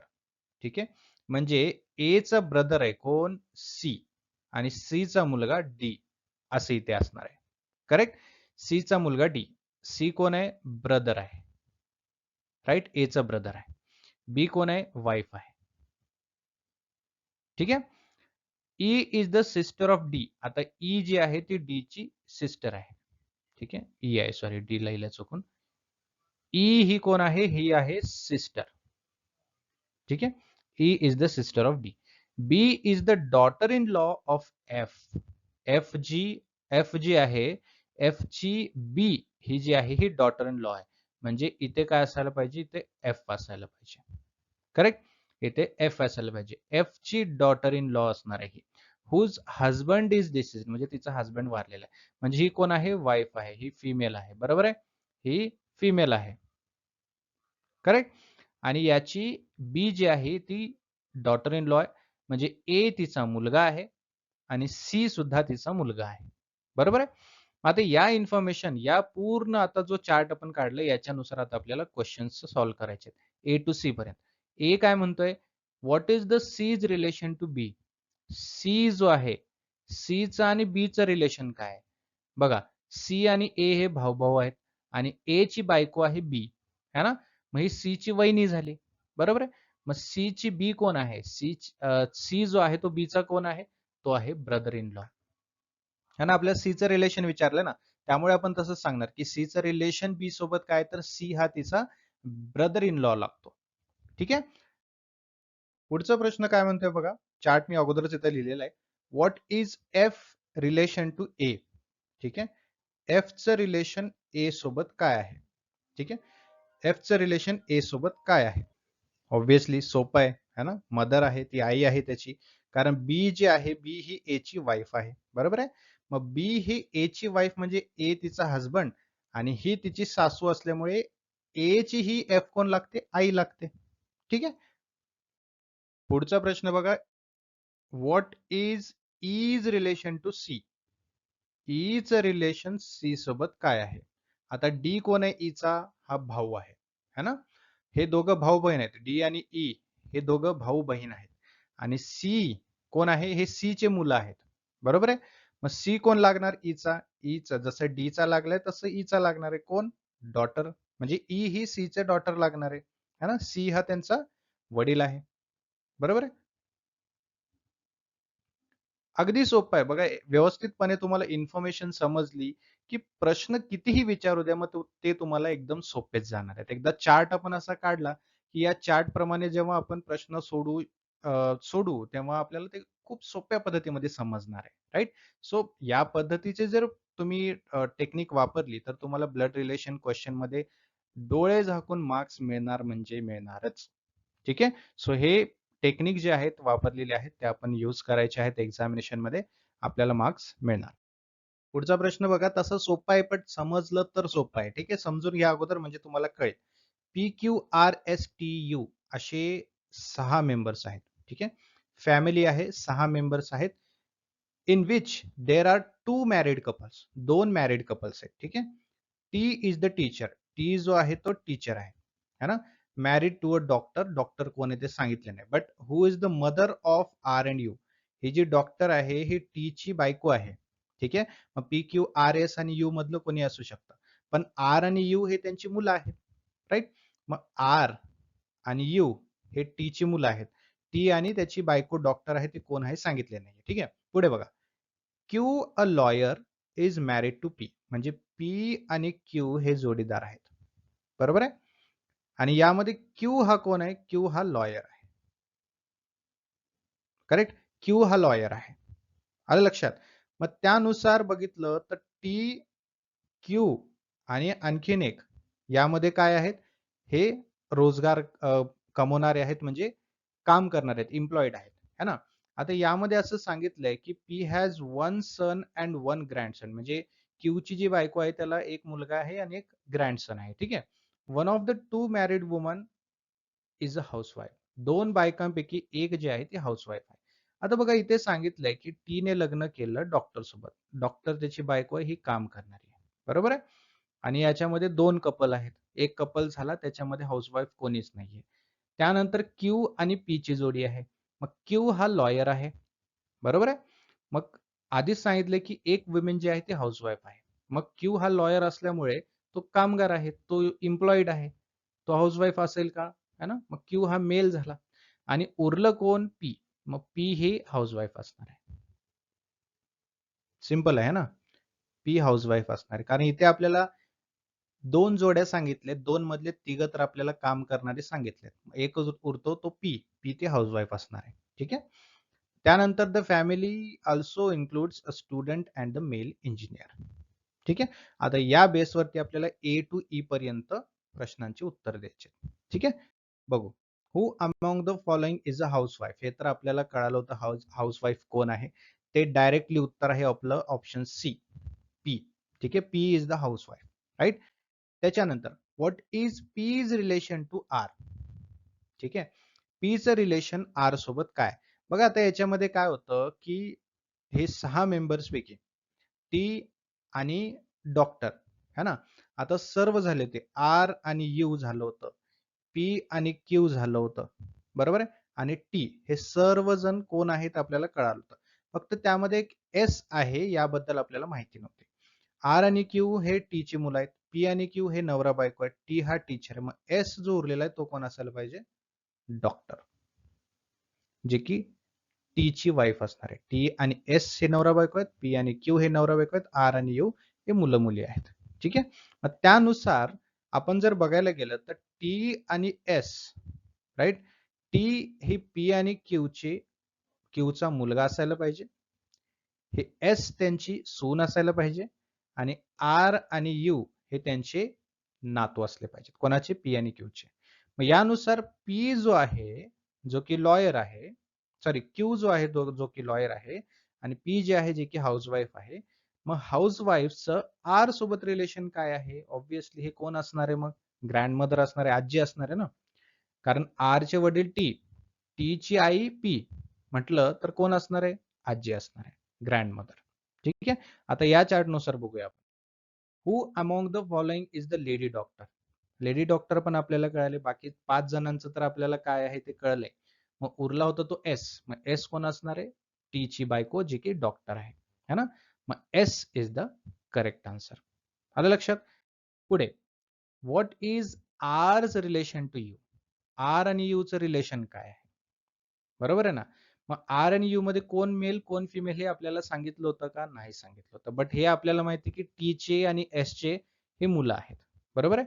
मग हे भाऊ बहीण असू शकतात, कारण आपल्याला प्रश्नामध्येच दिलं होतं एक इंजिनियर आहे, एक ग्रँडसन आहे असं पण दिलं होतं. मग एक सन आहे तर एक मुलगी असू शकते, त्यामुळे ब्रदर आणि सिस्टर, ब्रदर ऑर सिस्टर हे उत्तर असू शकतं. ठीक आहे. भाऊ बहीण आहेत की दुसरं काय फक्त भाऊ आहे हे असं नाही सांगू शकत, पण भाऊ किंवा बहीण असं असू शकतं. आर हा यूचा भाऊ किंवा बहीण आहे. ठीक आहे. पुढे स्टेटमेंट काय म्हणतोय की the city should ban private cars in the CBD to reduce traffic congestion. समजते का? आता काय म्हटलंय या ठिकाणी की शहराने काय केलं पाहिजे, जे प्रायव्हेट कार्स आहेत है ना, ते पूर्णपणे कमी केले पाहिजेत. बरोबर. कशासाठी? ट्रॅफिक कमी व्हावं यासाठी. ठीक आहे. आता ह्याच्यामध्ये सुद्धा आपल्याला ॲझम्पशन शोधायचं आहे. A, private cars contribute significantly to congestion in the CBD. Okay. B, people will happily use bicycles. मग लोक काय करतील? थोडा बायसिकलचा थोडा सायकलचा वापर जास्त करतील. All offices are near metro stations, है ना. ऑफिसेस वगैरे जे आहेत ते मेट्रो स्टेशनच्या जवळ असतील किंवा असं करण्याचा प्रयत्न करतील. Car bans are easy to enforce. ठीक आहे. मग याच्यामुळे काय होईल? कारला बॅन करणं हे थोडंसं इझी पडतं, है ना, म्हणून ट्रॅफिक सुद्धा आपलं वाचू शकतं.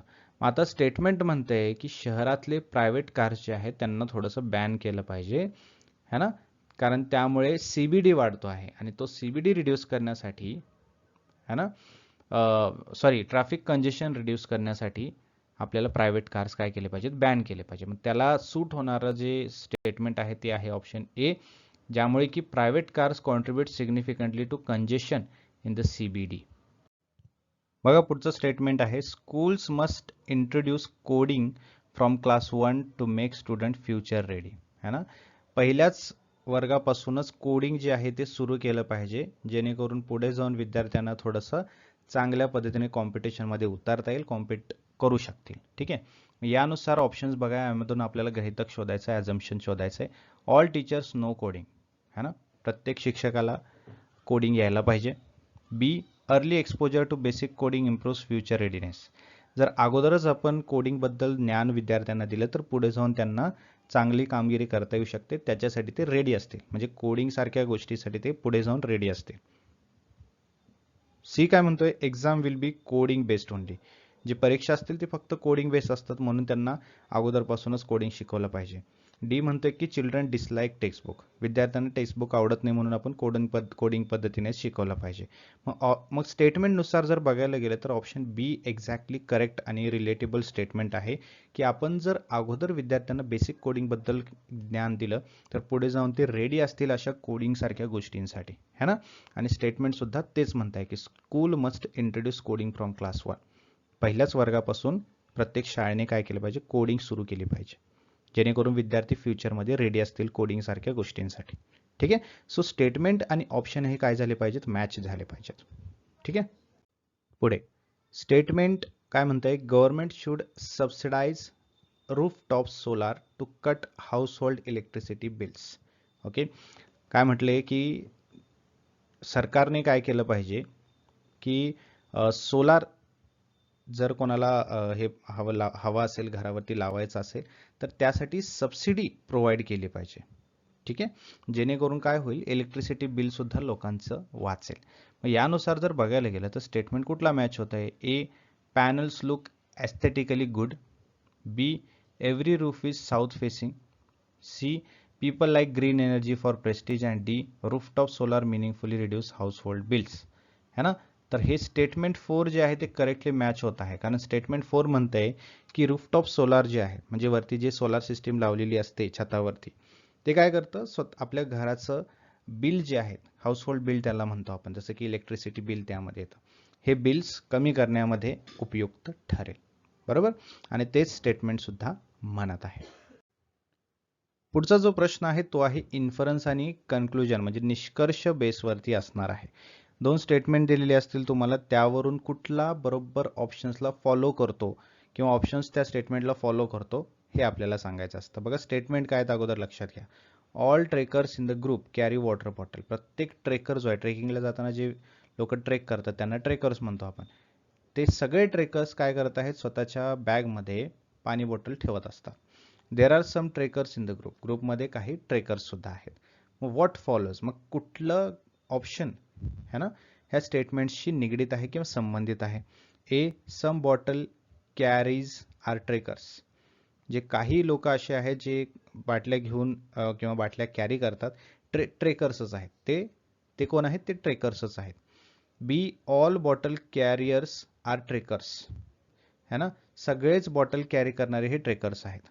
ठीक आहे, पहिलं म्हणते की काही बॉटल कॅरी करणारे हे ट्रेकर्स आहेत. दुसरं म्हणते की सगळेच बॉटल कॅरी करणारे हे ट्रेकर्स आहेत. तिसरं म्हणते की no bottle carrier is a trekker. ठीक आहे, बॉटल कॅरी करणारा कोणीही ट्रेकर नाहीये असं म्हणते. आणि डी म्हणते की some trekkers do not carry bottles. काही ट्रेकर्स असे जे बॉटल जे आहे ते कॅरी करत नाही. मग आत्ता काय करायचं, या 4 ऑप्शन्समध्ये आपल्याला समजलं की प्रत्येक ऑप्शन काय म्हणतोय आणि त्यानुसार आपल्याला या स्टेटमेंटशी जुळणारं ऑप्शन सिलेक्ट करायचं आहे. स्टेटमेंट म्हणते की all trekkers in the group carry water bottles, म्हणजे सर्वच ट्रेकर्स काय करत आहेत. इथेच ऑल म्हटलंय, ऑल म्हटलं की काय झालं, सर्व आलं. है ना, सम म्हटलं की काय आलं, काही आलं. मग काहीचा अर्थ असा असतो की काही आहेत, काही नाहीत. ठीक आहे, आणि ऑल म्हटलं की सर्वच आहेत, म्हणजे सर्व आहेतच असं आहे किंवा सर्व नाहीतच असं आहे. मग all trekkers in the group carry water bottle, म्हणजे सगळेच ट्रेकर्स वॉटर बॉटल कॅरी करतायत, राईट. आणि there are some trekkers in the group, आणि काही त्यामध्ये ट्रेकर्स आहेत. ठीक आहे, काही ट्रेकर्स नसूही शकतात, बट काही ट्रेकर्स असूही शकतात. मग काही ट्रेकर्स जे आहेत ते सर्व ट्रेकर्स कॅरी करतात वॉटर बॉटल. ठीक आहे, मग त्यानुसार बघायला गेलं तर ऑप्शन बी एक्झॅक्टली करेक्ट उत्तर आहे की all bottle carriers are trekkers, म्हणजे सगळेच बॉटल कॅरी करणारे लोक कोण आहेत, ट्रेकर्स आहेत. बरोबर ना. एकतर इथे ग्रुप आहे समजा, त्यामध्ये काही ट्रेकर्स आहेत आणि काही अदर्स आहेत. अदर्स म्हणजे ते काही असू शकतात, बट यामध्ये जितके सारे लोक आहेत ते सर्व ट्रेकर्स आहेत आणि ते सर्वच काय करतात, वॉटर बॉटल जे आहेत कॅरी करतात. ठीक आहे, त्यामुळे हे सर्वच काय झालं, हे ऑल झालं. All trekkers carry water bottle, है ना. मग त्यानुसार आपल्याला स्टेटमेंट बी जे आहे ते करेक्ट मॅच होणारं स्टेटमेंट दिसत आहे. बघा आणखीन प्रश्न बघा, म्हणजे तुम्हाला व्यवस्थितपणे समजेल की कसं उत्तरापर्यंत पोहोचलो आपण. स्टेटमेंट बघा अगोदर. पहिला म्हणतोय की नो टॅबलेट्स आर डेस्कटॉप. ठीक आहे, no tablets are desktop. Tablets जे आहेत ते डेस्कटॉप नाहीत. Some computers are tablets. काही कॉम्प्युटर्स हे टॅबलेट्स आहेत. ठीक आहे, असं म्हटलेलं आहे. मग कन्क्लुजन काय निघतं याच्यावरून, सम कॉम्प्युटर्स आर डेस्कटॉप, म्हणजे काही कॉम्प्युटर्स हे डेस्कटॉप आहेत का. B, some computers are not desktop, काही कॉम्प्युटर्स हे डेस्कटॉप नाहीत. All computers are desktop, some computers are tablet म्हटलं नाहीत आणि नो टॅबलेट्स आर डेस्कटॉप, त्यानुसार ऑल कॉम्प्युटर्स आर डेस्कटॉप. की D, no desktop or computers. So right answer आहे option B, some computers are not desktop. का, कारण no tablets are desktop म्हटलं तर याच्याशी संबंधित आपल्याला इथे काही बघायला मिळत नाहीये, टॅबलेटचा इथं संबंधच नाही, राईट. मग सम कॉम्प्युटर्स आर टॅबलेट्स म्हटलं तर काही टॅबलेट्स आहेत, काही टॅबलेट्स नाहीत. बरोबर, काही टॅबलेट्स आहेत, काही टॅबलेट्स नाहीत, है ना. जसं की टॅबलेट्स, कुठलाच टॅबलेट्स डेस्कटॉप नाही, कुठलाही टॅबलेट हा डेस्कटॉप नाही, असं हे तर आपलं क्लिअर झालं. आणि सम कॉम्प्युटर्स हा टॅबलेट्स, म्हणजे काही कॉम्प्युटर्स हे टॅबलेट आहेत असं दिले आणि काही कॉम्प्युटर हे टॅबलेट्स नाहीत. ठीक आहे. मग त्यानुसार जर म्हटलं तर computer, some computers are not desktop and some computers are not tablets also. Some computers are tablet, some computers are not tablet.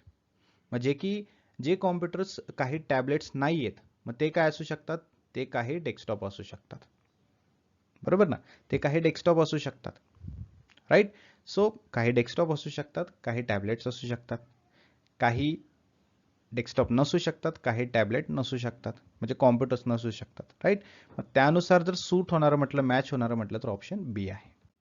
त्यानंतर स्टेटमेंट बघा, many runners from the city completed the marathon, है ना. काही भरपूर असे म्हणजे बहुतांश runner जे आहेत त्यांनी काय केलेलं आहे, मॅरेथॉन कंप्लीट केलेलं आहे, पळून कंप्लीट केलेलं आहे.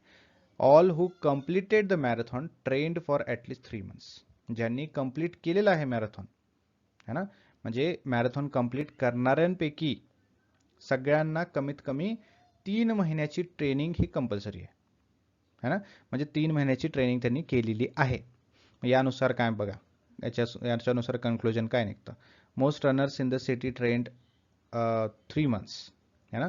म्हणजे काही म्हणजे बहुतांश रनर्स जे आहेत त्यांनी सिटीमध्ये रनिंग करताना, मॅरेथॉनमध्ये रनिंग करताना 3 महिन्यापेक्षा जास्त काय केलेलं आहे, रनिंग केलेलं आहे. Some runners from the city trained 3 months.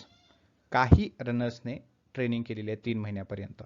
No runners train 3 months, है ना, हे तर येणारच नाही. तर नो रनर ट्रेन 3 months येणार नाहीत, कारण इथे काही कंप्लीट केलेले मॅरेथॉन रनर्स आहेत ज्यांनी 3 महिने तर कमीत कमी रनिंग केलेली आहे, ट्रेनिंग केलेली आहे. All runners in the city completed the marathon, सगळ्या रनर्सने सिटीमध्ये कंप्लीट केलेलं आहे का मॅरेथॉन, नाही, है ना, सगळ्यांनी नाही. काही पण बहुतांश लोकांनी केलेलं, म्हणजे सगळ्यांनीच केलंय का, नाही, काहींनी केलेलं नाहीये, हे पण येणार नाही आणि हे पण येणार आहे. मग या दोघांपैकीच येणार आहे. Most runners in the city train 3 months, है ना. मोस्ट म्हणजे काय, भरपूर अशा, सगळ्याच नाही, भरपूर अशा लोकांनी काय केलेलं आहे, रनिंग केले, ट्रेनिंग केलेली आहे 3 महिने. ठीक आहे, ट्रेनिंग केलेली आहे 3 महिने किंवा equal to 3 months or less than 3 months.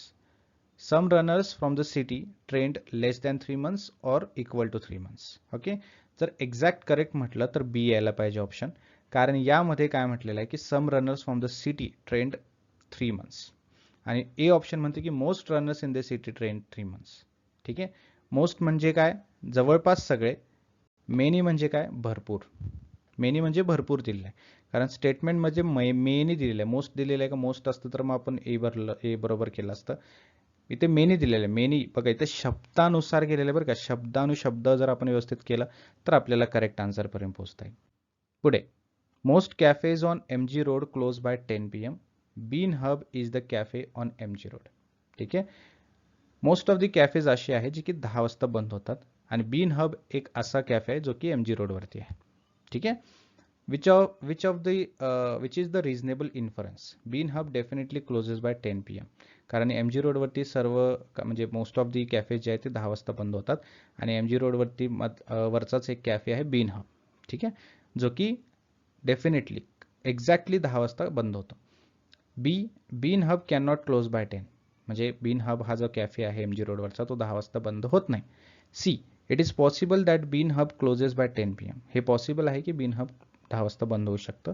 Bin hub is not on MG road, हे तर टोटली चुकीचं आहे, कारण ते MG रोडवरतीच आहे असं दिलेलं आहे आपल्याला. ठीक आहे.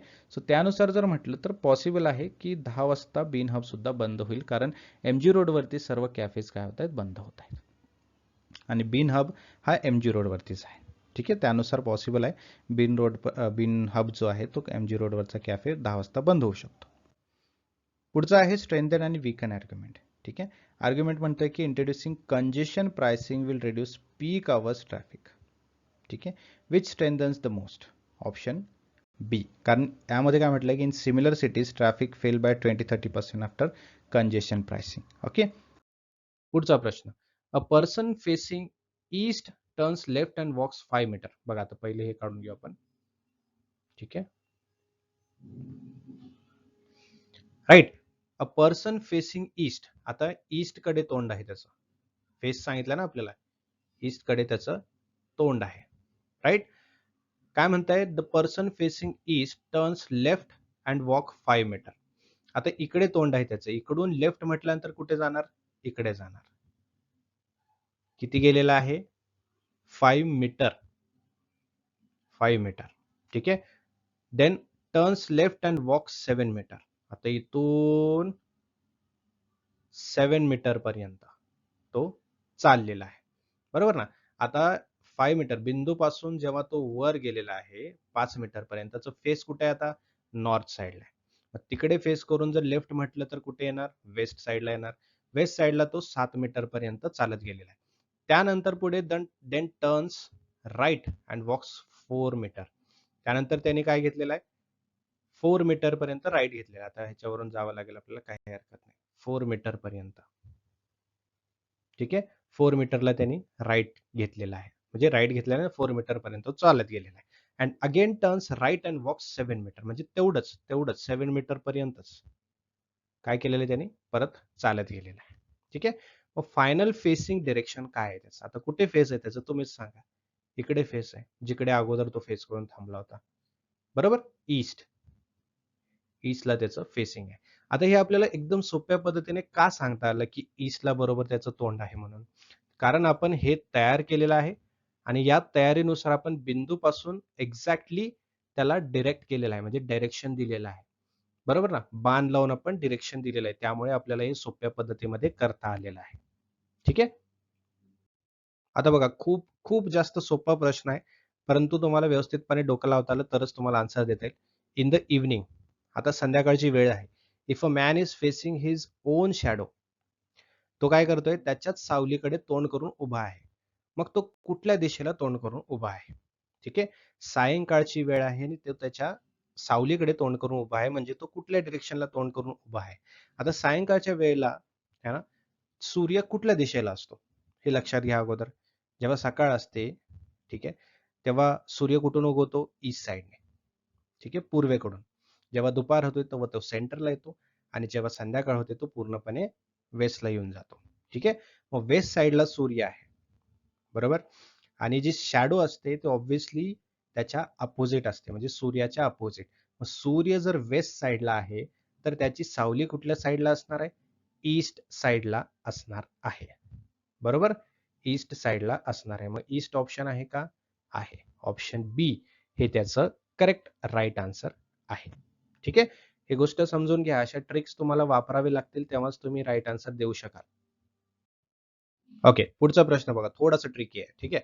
अगोदर हे काढून घ्या, north, east, south and west. पुढे बघा, टाउन क्यू. आता टाउन क्यू आहे बरं का, इथं टाउन आहे, एक क्यू नावाचं टाउन आहे. हे काय आहे, 6 किलोमीटर नॉर्थ ऑफ पी. मग हे पीच्या 6 किलोमीटर नॉर्थला आहे. मग आपण एक काम करूया, पी ला बिंदू ठरवूया. ठीक आहे. पीच्या 6 किलोमीटर वरती कुठला टाउन आहे, क्यू आहे. ठीक आहे. त्यानंतर R is 8 kilometre east to Q. ठीक आहे, 8 किलोमीटर ईस्ट टू क्यू. ठीक आहे. ईस्ट क्यूच्या ईस्टला काय आहे, 8 किलोमीटरला आर आहे, इकडे आर आहे. ठीक आहे. किती आहे, 8 किलोमीटरला, राईट. त्यानंतर S is 6 kilometre south of R. आरच्या साऊथला 6 किलोमीटरला काय आहे, तुमचं एस आहे. किती, 6 किलोमीटर. म्हणजे जितकं पी आणि क्यू आहे तितकंच आर आणि एस आहे. फक्त पीच्या नॉर्थ साईडला क्यू आहे आणि आरच्या साऊथ साईडला एस आहे. ठीक आहे. मग पुढे काय म्हटलंय, what is the position of S with respect to P. मग पीच्या संदर्भात एसचं डिरेक्शन काय आहे, काय डिरेक्शन आहे सांगा. 6 kilometre north east, 8 kilometre east, 10 kilometre north east और 8 किलोमीटर साउथ ईस्ट. सांगा. 8 किलोमीटर ईस्ट. ठीक आहे. 8 किलोमीटर ईस्ट, कारण हे जे डिरेक्शन आहे हे कशाच्या सिमिलर आहे, हे एक्झॅक्टली याच्याच्या सिमिलर आहे. म्हणजे क्यू आणि आर मध्ये जितकं डिरेक्शन आहे तेवढंच पी आणि एस मध्ये डिरेक्शन आहे. अलग लक्षात, तेवढंच पी आणि एस मध्ये डिरेक्शन आहे. भले इथे आपल्याला दिलेलं नाहीये पी आणि एस मध्ये किती आहे, बट आपल्याला सरळ अंदाज येतो. कारण का 6 किलोमीटर आणि 6 किलोमीटर पी आणि क्यू आणि आर आणि एस यांचे डिरेक्शन सेम आहे. आलं लक्षात? यांचे डिरेक्शन सेम आहे. मग असं उभं जर तेवढंच डिरेक्शन आहे, बरोबर, तर आडवं सुद्धा तेवढंच डिरेक्शन असणार आहे. बरोबर. एक चौकोन आता याच्यामध्ये तयार झालेला आहे. आता चौकोन तयार करताना आपल्याला काय होतो, चौकोन नाही ऍक्च्युली याला म्हणता येणार. ठीक आहे, याला उभा आयत म्हटलं तरी चालेल. कारण इथं कसं होतं, असं तयार होतं बघा, है ना. एक आयत आकृती एक आपल्याला काय झालेलं इथं तयार झालेलं आहे. इथे 8 किलोमीटर, इथे 8 किलोमीटर, इथं 6 किलोमीटर, इथं 6 किलोमीटर आहे. समजलं? अशा डायरेक्शन मध्ये हे आपल्याला प्रश्न दिलेला आहे. त्यामुळे राईट आन्सर काय येतो आपला 8 किलोमीटर ईस्ट येतो. ठीक आहे. थोडं जरी नाही समजलं तर मला कमेंट बॉक्समध्ये सांगा, आपण आणखीन याच्यावरती प्रश्न घेऊ आणि सोप्या सोप्या पद्धतीमध्ये तुम्हाला मी करून सांगेन. अ पर्सन फेसेस नॉर्थ, पुढचा प्रश्न, north, east, south, west. A person faces north. Okay, एक पर्सन घेऊया आपण, त्याचं फेस कुठे, नॉर्थला आहे. Turns 270 degree clockwise. ठीक आहे, आता डिग्री मध्ये दिलंय ना, बघा डिग्री मध्ये जेव्हा देतं ना तेव्हा एक गोष्ट करून ठेवा, हा पूर्ण किती असतो, हा पूर्ण असतो 360 डिग्री. बरोबर आहे ना. हा पूर्ण किती असतो 360 डिग्री. जेव्हा ह्याला आपण दोन भागात करतो तेव्हा तो किती होतो 180 डिग्री, 180 डिग्री. करेक्ट. जेव्हा आपण ह्याला मधून भाग करतो तेव्हा हा होतो 90 डिग्री आणि 90 डिग्री. बरोबर. 180 आणि 180 आणि 90 आणि 90, पूर्ण किती होतो 360 डिग्री. राईट. आता पर्सन जो आहे हा इथे आहे, हा पूर्णपणे फेस कुठे आहे त्याचा, इकडे नॉर्थला त्याचा फेस आहे. ठीक आहे, पण इथेच थांबलेला आहे तो. आता तो काय करतोय 270 क्लॉकवाईज जातोय. Right, 270 clockwise. आता इथून 270 म्हटलं तर इथे किती होतं 90 होतं, इथं 180 होतं. बरोबर. इथून पुढे 20. राईट, म्हणजे बघा पूर्ण इथून इथपर्यंत किती झालं 270 डिग्री. किती क्लॉकवाईज, बरं का, क्लॉकवाईज म्हणून आपण उजवीकडून असं घेतलेलं आहे. त्यानंतर 135 डिग्री अँटी क्लॉकवाईज परत गेलेला आहे तो. मग इथून इथे म्हटलं तर 90 डिग्री झालं आणि इथून पुढे जवळपास 45 डिग्री म्हणजे अर्ध्यापर्यंत. ठीक आहे, इथपर्यंत तो काय झालेला आहे अँटी क्लॉकवाईज आलेला आहे. मग फायनल फेसिंग डिरेक्शन काय आहे. आता असं गोल जर म्हटलं तर डिरेक्शन काय येतो, एक तर इथे नॉर्थ, इथे साऊथ, इथे वेस्ट आणि इकडे ईस्ट आहे. बरोबर.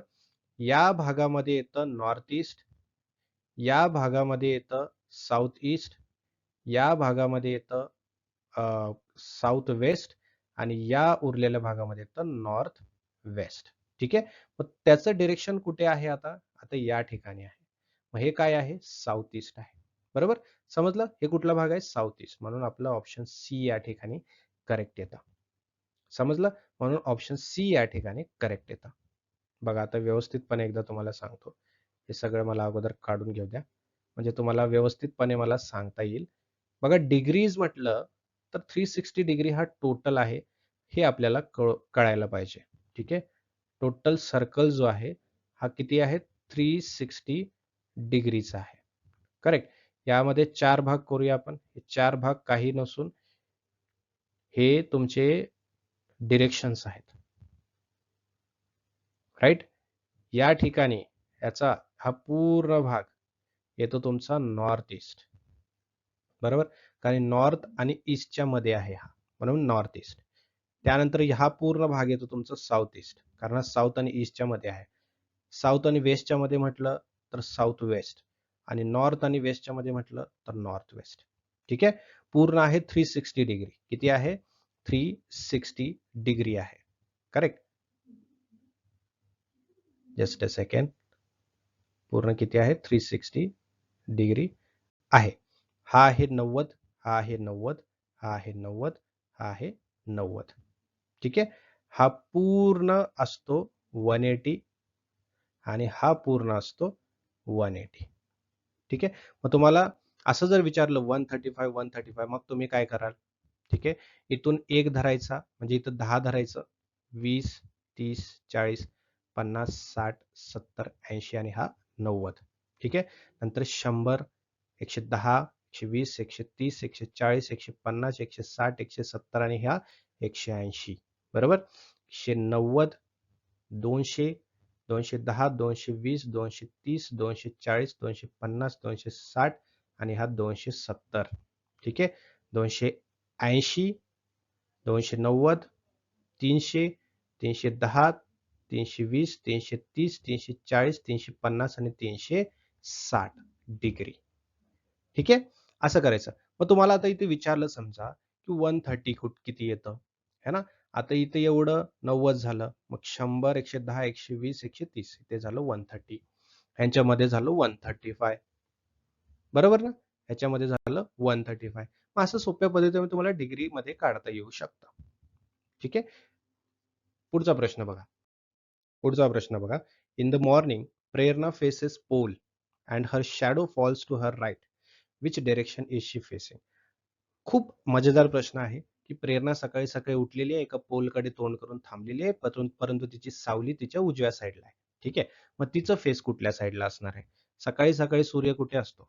ईस्ट साईडला असतो. बरोबर. सूर्य समजा इकडे आहे. ठीक आहे. आणि ती थांबलेली आहे, तिच्या राईटला असणार आहे सूर्य. म्हणजे तिचं तोंड आता कुठे असायला पाहिजे है ना. तिचं तोंड साऊथला असलं पाहिजे. बरोबर. म्हणजे तिची राईट साइड होते कुठली? West side. बरोबर. आणि इथे तिचा शॅडो आहे, कारण तिच्या उजवीकडे तिचं फेस जर समजा साऊथला असेल तर तिची राईट साइड कुठली होते? तिची राईट साइड होते वेस्ट साइड. ठीक आहे. आणि सकाळी सकाळी सूर्य ईस्टला असतो, ईस्टच्या अपोजिट त्याची शॅडो असायला पाहिजे. मग ईस्टच्या अपोजिट वेस्ट आहे. ठीक आहे. मग वेस्टला तिची उजवी बाजू असेल है ना. मग तिचं फेस कुठल्या साईडला असणार आहे? ऑब्व्हियसली साऊथ साईडला असणार आहे. बरोबर की नाही. ऑब्व्हियसली साऊथ साईडला असणार आहे. मग इथे तो पोल आहे, इकडे सूर्य आहे, इकडे तिची शॅडो आहे. ठीक आहे. साऊथ साईड याचं करेक्ट आन्सर येणार आहे. मजेदार होता ना प्रश्न. पहिला प्रश्न तुमच्या एक्झामिनेशन मध्ये विचारलेला. One morning Uday and Vishal were talking to each other face to face at a crossing. Vishal आणि उदय एकमेकाशी बोलत आहेत, फेस टू फेस बोलत आहेत. ठीक आहे. प्रश्न काय आहे? If Vishal's shadow was exactly to the left of Uday, which direction was Uday facing? Uday कोणत्या डिरेक्शनला तोंड करून थांबलेला आहे जर विशालची सावली त्याच्या डाव्या साईडला असेल तर? आता सोपं आहे बघा. एक तर लक्षात घ्या, सावली ज्या साईडला आहे त्याच्या अपोजिट साईडला सूर्य असायला पाहिजे. ठीक आहे. आता विशालची शॅडो जर लेफ्ट साईडला आहे, आता समजा हे डिरेक्शन आपण काढलेलं आहे, ईस्ट, वेस्ट, नॉर्थ आणि साऊथ. ठीक आहे. हा उदय आहे, हा विशाल आहे. करेक्ट. विशाल आणि उदय. आता विशालची शॅडो लेफ्टला आहे, उदयच्या लेफ्ट साईडला आहे. करेक्ट. या ठिकाणी सावली आहे. मग या ठिकाणी सूर्य पाहिजे. करेक्ट. मग ईस्टला सूर्य आहे समजा आणि सावली त्याच्या अपोजिट आहे, वेस्ट साईडला आहे. मग उदयचा फेस कुठे असायला पाहिजे? नॉर्थ साईडला असलं पाहिजे. करेक्ट. उदयचा फेस नॉर्थ साईडला असलं पाहिजे. मग ऑप्शन आहे का बघा? East, west, north, south, none of this. North इथे ऑप्शन आहे, त्यामुळे ऑप्शन सी इथे एक्झॅक्टली करेक्ट ऑप्शन आपला येणार आहे. समजलं? सोपा प्रश्न होता हा. तुमच्याच एक्झामिनेशन मध्ये विचारला गेलेला प्रश्न आहे डिरेक्शन वरती. बघा पुढचा प्रश्न बघूया. पुढचा प्रश्न काय म्हणतोय बघा. A man walks 5 kilometre towards south and then turns to the right. After walking 3 kilometre he turns to the left and walks 5 kilometer. Now in which direction is he from the starting place? ठीक आहे. सगळ्यात आधी तर तुम्हाला काय करायचंय? Directions काढून घ्यायचेत, याच्याशिवाय आपल्याला व्यवस्थितपणे समजणार नाहीये. ठीक आहे. आता तुम्ही अज्युम करा की तो जो व्यक्ती आहे तो सेंटर पॉइंटला थांबलेला आहे, त्याचं फेस आहे नॉर्थ साईडला. ठीक आहे. आता तो राईटला वळतोय म्हणजे तो कुठे वळतोय? तो ईस्टला वळतोय. लेफ्टला वळतोय म्हणजे तो वेस्टला वळतोय है ना. मागे बघतोय म्हणजे तो साऊथला जातोय. या ठिकाणी सांगितलंय की तो 5 किलोमीटर साऊथला वळत आहे. आता एक गोष्ट लक्षात ठेवा, कधीही नॉर्थ म्हणजे हा प्लस असतो, ईस्ट म्हणजे प्लस असतो, वेस्ट म्हणजे मायनस असतो, आणि साऊथ सुद्धा हा मायनस असतो. मग नॉर्थ ईस्ट जरी झाला तर तो कसा असणार आहे, प्लस आणि प्लस असणार आहे. ठीक आहे, नॉर्थ ईस्ट. नॉर्थ वेस्ट जो आहे एक मायनस आहे एक प्लस आहे, म्हणजे वेस्ट मायनस आहे नॉर्थ प्लस आहे. मग याला आपण काय करणार, मायनस आणि प्लस. कुठला, नॉर्थ वेस्ट. वेस्ट आणि साऊथ म्हणजे साऊथ वेस्ट जो आहे तो सुद्धा मायनस आणि मायनसच असणार आहे, साऊथ वेस्ट. आणि साऊथ ईस्ट जो आहे तो कसा असणार आहे, तो सुद्धा मायनस आणि प्लस असणार आहे. ठीक आहे, साऊथ ईस्ट. हे लक्षात ठेवा. आता यानुसार जर बघितलं तर 5 किलोमीटर तो साऊथला जात आहे ना, 5 किलोमीटर तो साऊथला जातो. मग आपण काय करूया, पहिला पॉईंट तो आहे त्याचा स्टार्टिंग पॉईंट तो आहे 0 आपण कन्सिडर करूया. ठीक आहे, स्टार्टिंग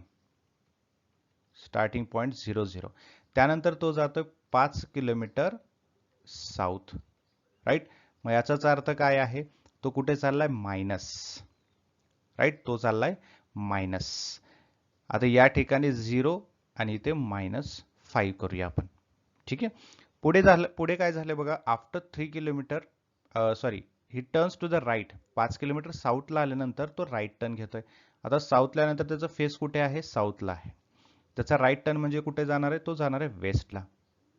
करेक्ट, तो कुठे जाणार आहे, वेस्टला जाणार आहे. मग राईट टर्न घेतला म्हणजे त्याचा फेस आता वेस्टला आहे आणि त्यानंतर तो 3 किलोमीटर पुढे चालला आहे. मग 3 किलोमीटर तो कुठे चाललाय, वेस्टला चाललाय. मग इथे काय करूया आपण, -3 है ना, वेस्ट मायनस मध्ये आहे ना, -3 आणि इथे -5. आलं लक्षात. पुढे काय झालं, he turns to the left and walk 5 kilometre. आता वेस्टला फेस आहे, लेफ्ट टर्न म्हणजे कुठे झालं, परत साऊथला गेलेला आहे है ना, परत साऊथला गेलेला आहे. मग -5 मध्ये आपल्याला आणखीन 5 काय करायला लागतील, ऍड करावे लागतील. आता 5 किलोमीटर परत तो साऊथला गेलेला आहे. याचा अर्थ काय, -3 आणि -10. आलं लक्षात, -3 आणि -10. आता यामध्ये कधीही लक्षात ठेवा, जेव्हा एक कोऑर्डिनेटर जो आहे, म्हणजे समजा इथे 0 आणि इथं 0.5 आहे, -5 आहे, त्यानंतर इथं -3 आणि -5 आले. मग शेवटपर्यंत जर एका ठिकाणी जरी 0 असला तर आपल्याला प्युअरली वेस्ट, नॉर्थ, साऊथ किंवा ईस्ट असं डायरेक्शन उत्तर मिळतं. बट ज्या वेळेस आपल्याला काही अंक मिळतात, कोऑर्डिनेटरमध्ये अंक मिळतात, तेव्हा ते एकतरी नॉर्थ ईस्ट, साऊथ वेस्ट किंवा नॉर्थ वेस्ट असं उत्तर येणार आहे. ठीक आहे, आता तो जर डिरेक्शन नुसार जर बघायला गेलं है ना, एकतर तो आलाय साऊथला 5 किलोमीटर, त्यानंतर तो 3 किलोमीटर वेस्टला गेलाय आणि परत 5 किलोमीटर इथे आलाय. बरोबर. आता या ठिकाणावरून जर बघाल तुम्ही तर त्याचे डिरेक्शन कुठे आहे, इथे आहे है ना. मग या ठिकाणावरून इथे डिरेक्शन म्हटलं तर कुठलं येणार आहे, साऊथ वेस्ट येणार आहे. बरोबर आहे ना, साऊथ वेस्ट असणार आहे ना, या डिरेक्शन मध्ये कुठलं डिरेक्शन आहे, साऊथ वेस्ट असणार आहे. मग जेव्हा असं डायरेक्टली काढलं तर असं काढू शकता किंवा असं काढलं तरी असं काढू शकता है ना, -3 आणि -10. याचा अर्थ काय आहे, एक्स ऍक्सिस आणि वाय ऍक्सिस. कुठला, एक्स ऍक्सिस आणि वाय ऍक्सिस असा त्याचा अर्थ असतो. मग त्यानुसार जर आपण बघायला गेलं, एक्स ऍक्सिस आणि वाय ऍक्सिस, त्यानुसार आपला कुठला येणार आहे, साऊथ वेस्ट येणार आहे. आता एक्स आणि वाय कसं समजायचं, हा जो डिरेक्शन आहे आडवा, ईस्ट आणि वेस्ट, हा पूर्णपणे एक्स असतो आणि हा जो असतो तो असतो वाय. एक्स ऍक्सिस आणि वाय ऍक्सिस तुम्हाला माहिती पाहिजे. ठीक आहे, मग यानुसार -3, ठीक आहे, -3 एक्स आणि -10 वाय, एक्स आणि वाय. मग इथे एक्स हा आणि हा वाय. ठीक आहे, एक्स आणि वाय. मग कुठलं डायरेक्शन येणार आहे, डायरेक्टली साऊथ वेस्ट डायरेक्शन येणार आहे. समजलं. सो आय नो तुम्हाला कन्फ्यूज होऊ शकतं, त्यामुळे हा डायग्राम मी इथे घेतलेला आहे. नॉर्थ, ईस्ट, साऊथ आणि वेस्ट प्रत्येक ठिकाणी त्यांचे ऍक्सिस सुद्धा मी इथे दिलेले आहे. नॉर्थ आणि साऊथ असेल तर त्यांना वाय आणि वाय ऍक्सिस लागतो. वेस्ट आणि ईस्ट असेल तर दोघालाही एक्स आणि एक्स ऍक्सिस लागतो. ठीक आहे, आणखीन एक गोष्ट लक्षात ठेवा, वेस्ट असेल तर मायनस, ठीक आहे, साऊथ असेल तरीही मायनस, ईस्ट असेल तर प्लस आणि नॉर्थ असेल तरी प्लस. ठीक आहे, मग आता नॉर्थ आणि ईस्ट असेल तर ते कुठला झाला, नॉर्थ ईस्ट झाला. राईट. मग या ठिकाणी एकतर एक्स आणि वाय असं आपण लिहितो. बरोबर. मग याचमुळे काय होतं, एक्स आणि वाय, एक्स ॲक्सिस कुठला आहे आपला, एक्स ॲक्सिस आहे ईस्ट, मग इथे प्लस, आणि वाय ॲक्सिस काय आहे तुमचा नॉर्थ आहे, मग नॉर्थ ईस्टमध्ये प्लस आणि प्लस असं येणार. आलं लक्षात. त्याचप्रमाणे ईस्ट आणि साऊथ असेल तर साऊथ ईस्ट असणार आहे, है ना. आपण एक्स आणि वाय असं लिहितो, मग काय येणार, एक्स आणि मायनस, म्हणजे प्लस आणि मायनस असं येणार आहे. साऊथ वेस्ट असेल तर काय येईल, या ठिकाणी दोन्हीही मायनस आणि मायनस येणार आहे. नॉर्थ ईस्ट असेल तर, सॉरी नॉर्थ वेस्ट असेल तर इथे काय येणार आहे, मायनस आणि प्लस येणार आहे. ठीक आहे, असं तुम्हाला लक्षात ठेवायचं आहे. आता आपण काय करतो, एक्स आणि वाय या पद्धतीने लिहितो. मग आपल्याला स्टार्टिंग पॉईंट होता आपला 0 0 असणार आहे. प्रत्येक ठिकाणी प्रत्येक क्वेश्चनमध्ये स्टार्टिंग पॉईंट 0 0 असतो. त्यानंतर तो साऊथला गेला होता. साऊथ काय आहे, मायनसमध्ये आहे, वाय ॲक्सिस आहे. वाय ॲक्सिस कुठे असतो, सेकंड पॉईंटला असतो, त्यामुळे 0 आणि -5. ठीक आहे, त्यानंतर तो 3 किलोमीटर कुठे गेलेला आहे, वेस्टला गेलेला आहे. मग वेस्ट कुठला आहे, एक्स ॲक्सिस आहे, है ना. एक्सच्या ठिकाणी 3 लिहिलं, वायच्या ठिकाणी 5 लिहिलं.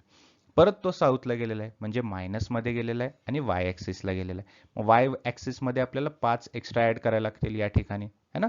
मग -3 -10 5 ॲड केले आपण. ठीक आहे, मग 10 किलोमीटर साऊथ, 3 किलोमीटर वेस्ट. हा जो सेंटर पॉइंट आहे तो कुठला आहे, south west.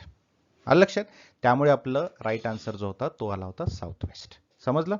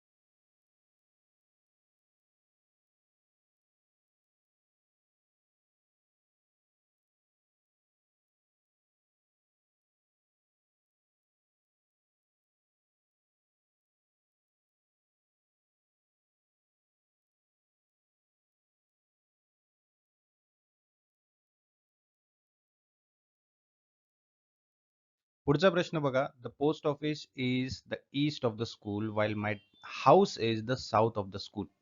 The market is to the north of the post office. If the distance of the market from the post office is equal to the distance of my house from the school, in which direction is the market with respect to my school? बघा, तसं वाचायला तर सोपं वाटत नाहीये, अवघड वाटत आहे, बट ऍक्च्युअल मध्ये खूप सोपं क्वेश्चन आहे हा. सो डायरेक्शन वाईज जर बघितलं तर आपण एक काम करूया. ठीक आहे, डायरेक्शन वाईज बघूया आपण.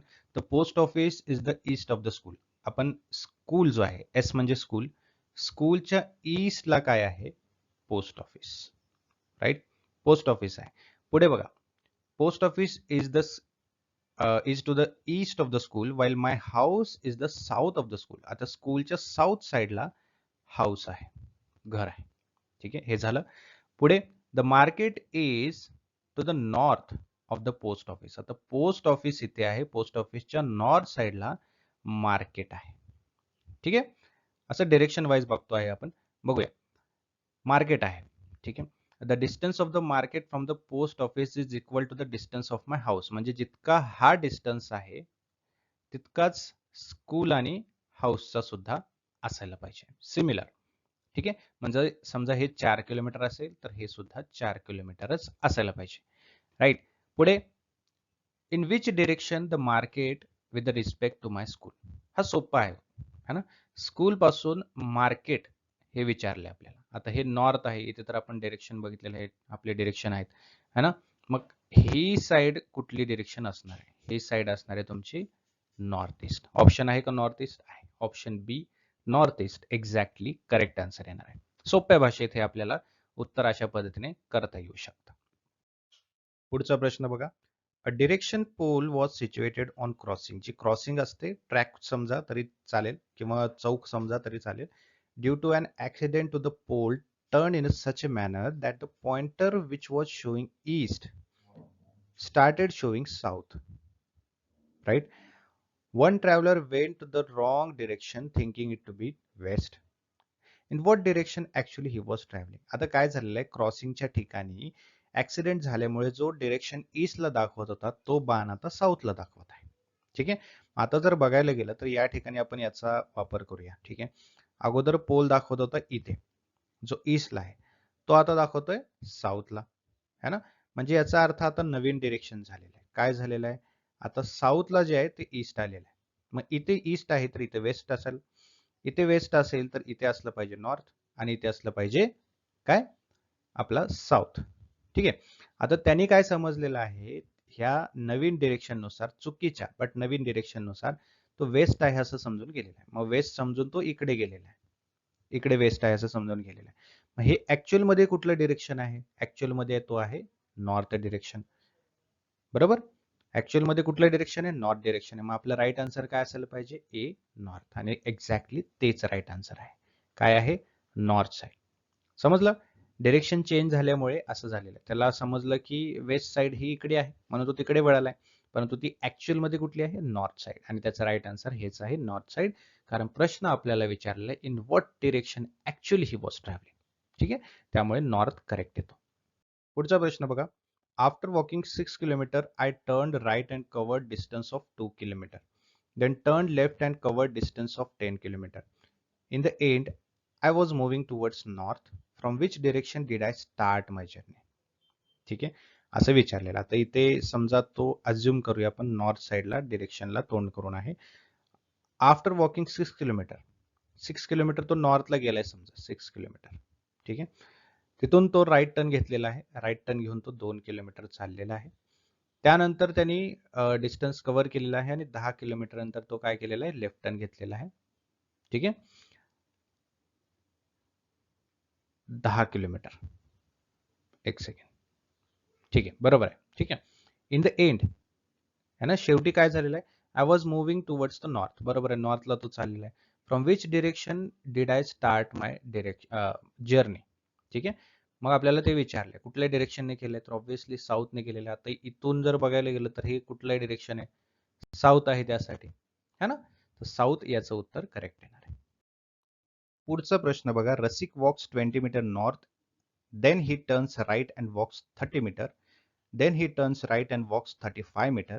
then he turns left and walks 15 meter, then he again turns left and walks 15 meter. In which direction and how many meters away is he from his original position? आता बघा, पहिली गोष्ट तर आपल्याला हे व्यवस्थितपणे मांडणी करावं लागेल. इथे बघा या डिरेक्शन वरती है ना, नॉर्थ वाय आणि ईस्ट एक्स हे दोन्ही प्लस मध्ये असतात, राईट, आपण शिकलो आहे.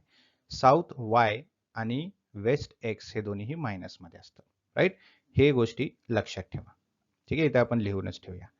त्यानंतर बघा, आता रसिक वॉक्स 20 मीटर नॉर्थ, म्हणजे या ठिकाणावरून तो नॉर्थला आता वळलेला आहे. किती? 20 मीटर्स.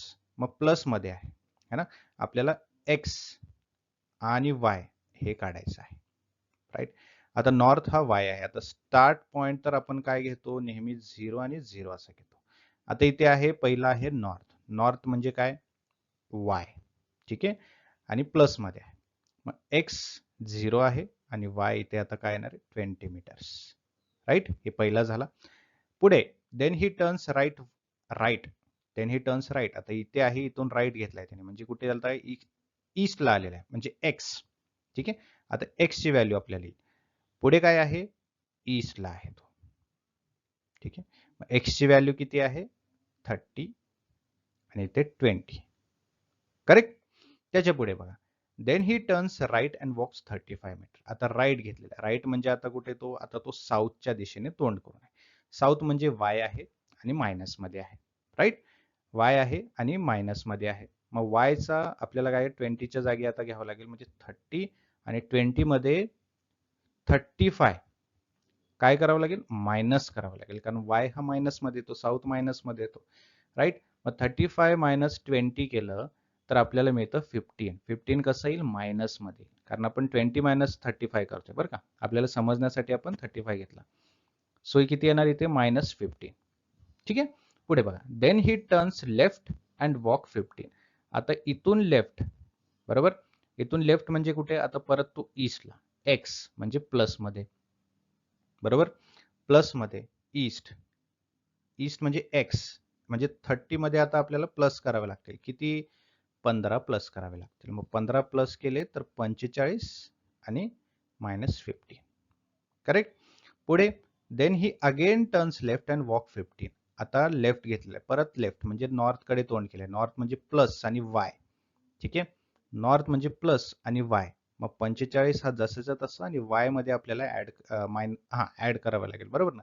किती ऍड करायचे, 15 ऍड करायचे, म्हणजे मायनस 15 मध्ये जर प्लस 15 केले तर किती येईल, तर 0, बरोबर.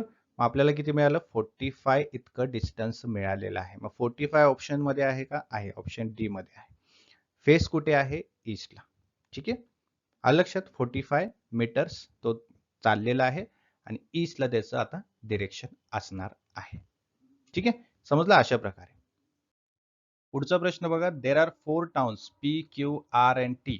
Okay, Q is to the south east of P, R is to the east of Q and south east of P, and T is to the north of R in line with QP. In which direction of P is T located? बघा, सोपं आहे.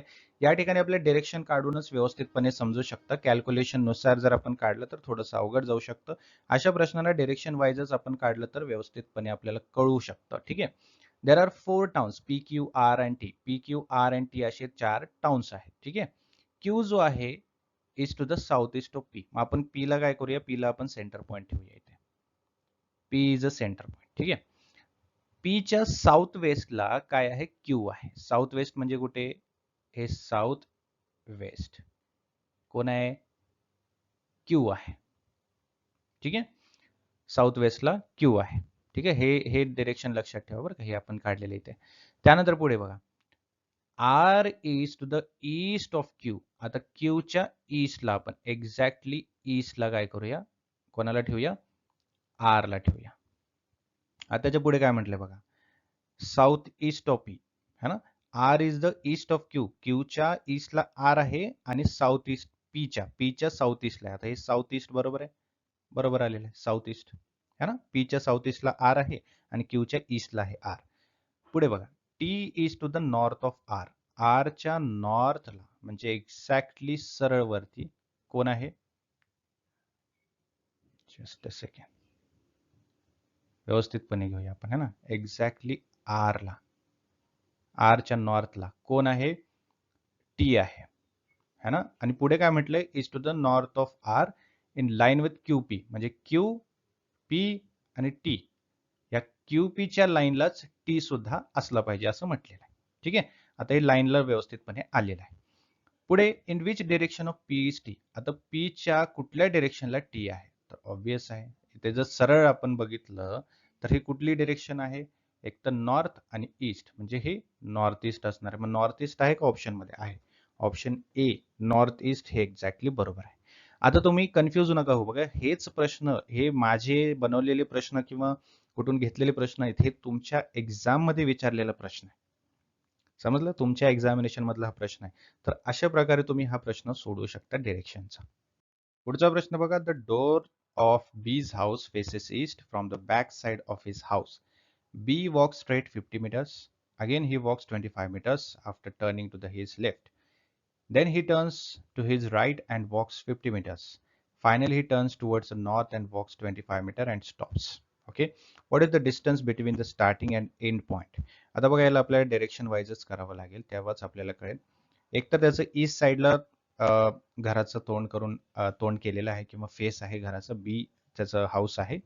ठीक आहे, east साईडला. From the back side म्हणजे उलट्या साईडने, है ना. बी काय करतोय, चालत जातोय, किती, 50 मीटर. बघा इथे कॅल्क्युलेशन कसं होतं. Again he walks 25 metre turning to the his left, म्हणजे लेफ्टला तो वळलेला आहे, किती गेलेला आहे, 25 मीटर. करेक्ट. तिथून पुढे बघा काय झालंय, 25 मीटर नंतर तो again he turns in the right, म्हणजे राईटला वळलेला आहे आणि किती गेलेला आहे, 50 मीटर. आणि त्यानंतर finally he turns to the north, म्हणजे नॉर्थ साईडला वळलेला आहे, किती, 25 मीटर. म्हणजे इथेही आणि इथेही तेवढाच डिस्टन्स आहे, म्हणजे हे आणि हे दोन्हीही तेवढाच डिस्टन्स आहे. इथे हे आणि हे तेवढाच डिस्टन्स आहे. मग काय विचारलंय की what is the distance between the starting and the end point, म्हणजे स्टार्टिंग पॉइंट हा होता आणि एंड पॉइंट हा होता, बरोबर. मग या ठिकाणी हे 50 आणि या ठिकाणी हे 50, राईट. 50 आणि 50 किती होतात, 100 मीटर. ऑप्शन आहे का, येस, ऑप्शन बी 100 मीटर या ठिकाणी करेक्ट आन्सर येणार आहे. ठीक आहे, सोपा होता प्रश्न. पुढचा प्रश्न बघा, सिमिलर त्याच टाइप्स आहे. One day Ravi left home and cycle 10 kilometer southward, south साईडला तो 10 किलोमीटर सायकल पळवत गेला. Turn right and cycle 5 kilometer, पुढे तो उजवा टर्न घेतला आणि 5 किलोमीटर पर्यंत सायकल चालवत गेला. परत उजवीकडे टर्न घेतला, turn right and cycle 10 kilometre, आता तो पुढे राईट टर्न घेऊन 10 किलोमीटर पर्यंत सायकल चालवत गेला. पुढे turn left and cycle 10 kilometre, 10 kilometre पर्यंत परत तो पुढे लेफ्ट टर्न घेऊन चालवत गेला. How many kilometres will he have to cycle to reach his home state, आता परत त्याला घरी जायचं असेल तर त्याने किती किलोमीटर पर्यंत सायकल चालवावी लागेल, है ना. सोपं आहे बघा, एक तर आपण एक बिंदू तयार केलेला आहे, इथून तो काय केलेला आहे, साऊथवर्ड साईडला 10 किलोमीटर पर्यंत गेलेला आहे. तिथून त्याने काय केलेलं आहे, राईट टर्न घेतलेला आणि 5 किलोमीटर पर्यंत गेलेला आहे. ठीक आहे, तिथून पुढे त्याने परत राईट टर्न घेतला आणि 10 किलोमीटर पर्यंत आलेला, म्हणजे एक्झॅक्टली तेवढाच डिस्टन्स. ठीक आहे, जिथून त्याने स्टार्ट केलं होतं आणि साऊथवर्ड 10 गेलाय, तेवढाच डिस्टन्स त्याने 5 किलोमीटर जाऊन परत इथून 10 किलोमीटर पर्यंत घेतलेला आहे, एक्झॅक्ट तेवढाच. ठीक आहे, त्यानंतर बघा, then he turn left and cycle 10 kilometre, परत इकडे गेलेला आहे 10 किलोमीटर पर्यंत लेफ्ट टर्न घेऊन. ठीक आहे, आता प्रश्न असा आहे, how many kilometres will have to cycle to reach his home, म्हणजे इथून इथपर्यंत जायला त्याला किती किलोमीटर जावं लागेल, एकतरी 10 किलोमीटर आणि इथलं 5 किलोमीटर, हे टोटल होणार आहे किती, एकतरी ते 10 आणि ते 5, है ना. 10 + 5 किती, 15 किलोमीटर. आहे का 15, आहे, ऑप्शन बी 15 किलोमीटर. ठीक आहे, सोपा प्रश्न आहे, एक्झॅक्टली सेम तसंच होतं जो याच्या मागचा प्रश्न होता. विद्यार्थी मित्रांनो, एक गोष्ट लक्षात ठेवा, तुमचा जर फर्स्ट अटेम्प्ट व्यवस्थित केला नसेल आणि तुम्हाला सेकंड अटेम्प्टची व्यवस्थितपणे तयारी करायची असेल तर त्यासाठी आपली लाईव्ह बॅच 7 एप्रिलपासून सुरू होत आहे. या बॅचमध्ये तुमचा संपूर्ण सीईटीचा सिलेबस लाईव्ह सेशन्समध्ये कव्हर केला जाईल, जे की मराठी आणि इंग्लिश या कंबाईन लँग्वेजमध्ये इंटरॅक्टिव्ह सेशन्स असतील. जर काही कारणास्तव लाईव्ह सेशन मिस झाला तर तुम्हाला रेकॉर्डेड व्हर्जनसुद्धा मिळणार आहे. स्टडी मटेरियल जसे की topic wise MCQs, notes, mock test, MCQ series, PDF या सर्व गोष्टी तुम्हाला प्रिपरेशनसाठी मिळणार आहे. तर आजच या नंबरवरती व्हॉट्सअप मेसेज आणि व्हॉट्सअप कॉल करून ही बॅच जॉईन करायची आहे किंवा ग्लोबल ऑनलाईनचं ॲप्लिकेशन डाउनलोड करा. ॲप्लिकेशन डाउनलोड करून सुद्धा ॲप्लिकेशनच्या थ्रू तुम्ही ही बॅच जॉईन करू शकता. प्ले स्टोअरवरती जायचं आहे, ग्लोबल ऑनलाईन सर्च करायचं, हे ॲप्लिकेशन इन्स्टॉल करायचं आहे. इन्स्टॉल केल्यानंतर ओपन केल्यानंतर तुम्हाला असं स्टोअर सेक्शन इथे दिसेल, त्यावरती क्लिक करून सर्च बॉक्समध्ये MBA CET सर्च करायचं आहे आणि ही बॅच जी आहे ती फटाफट जॉईन करायची आहे.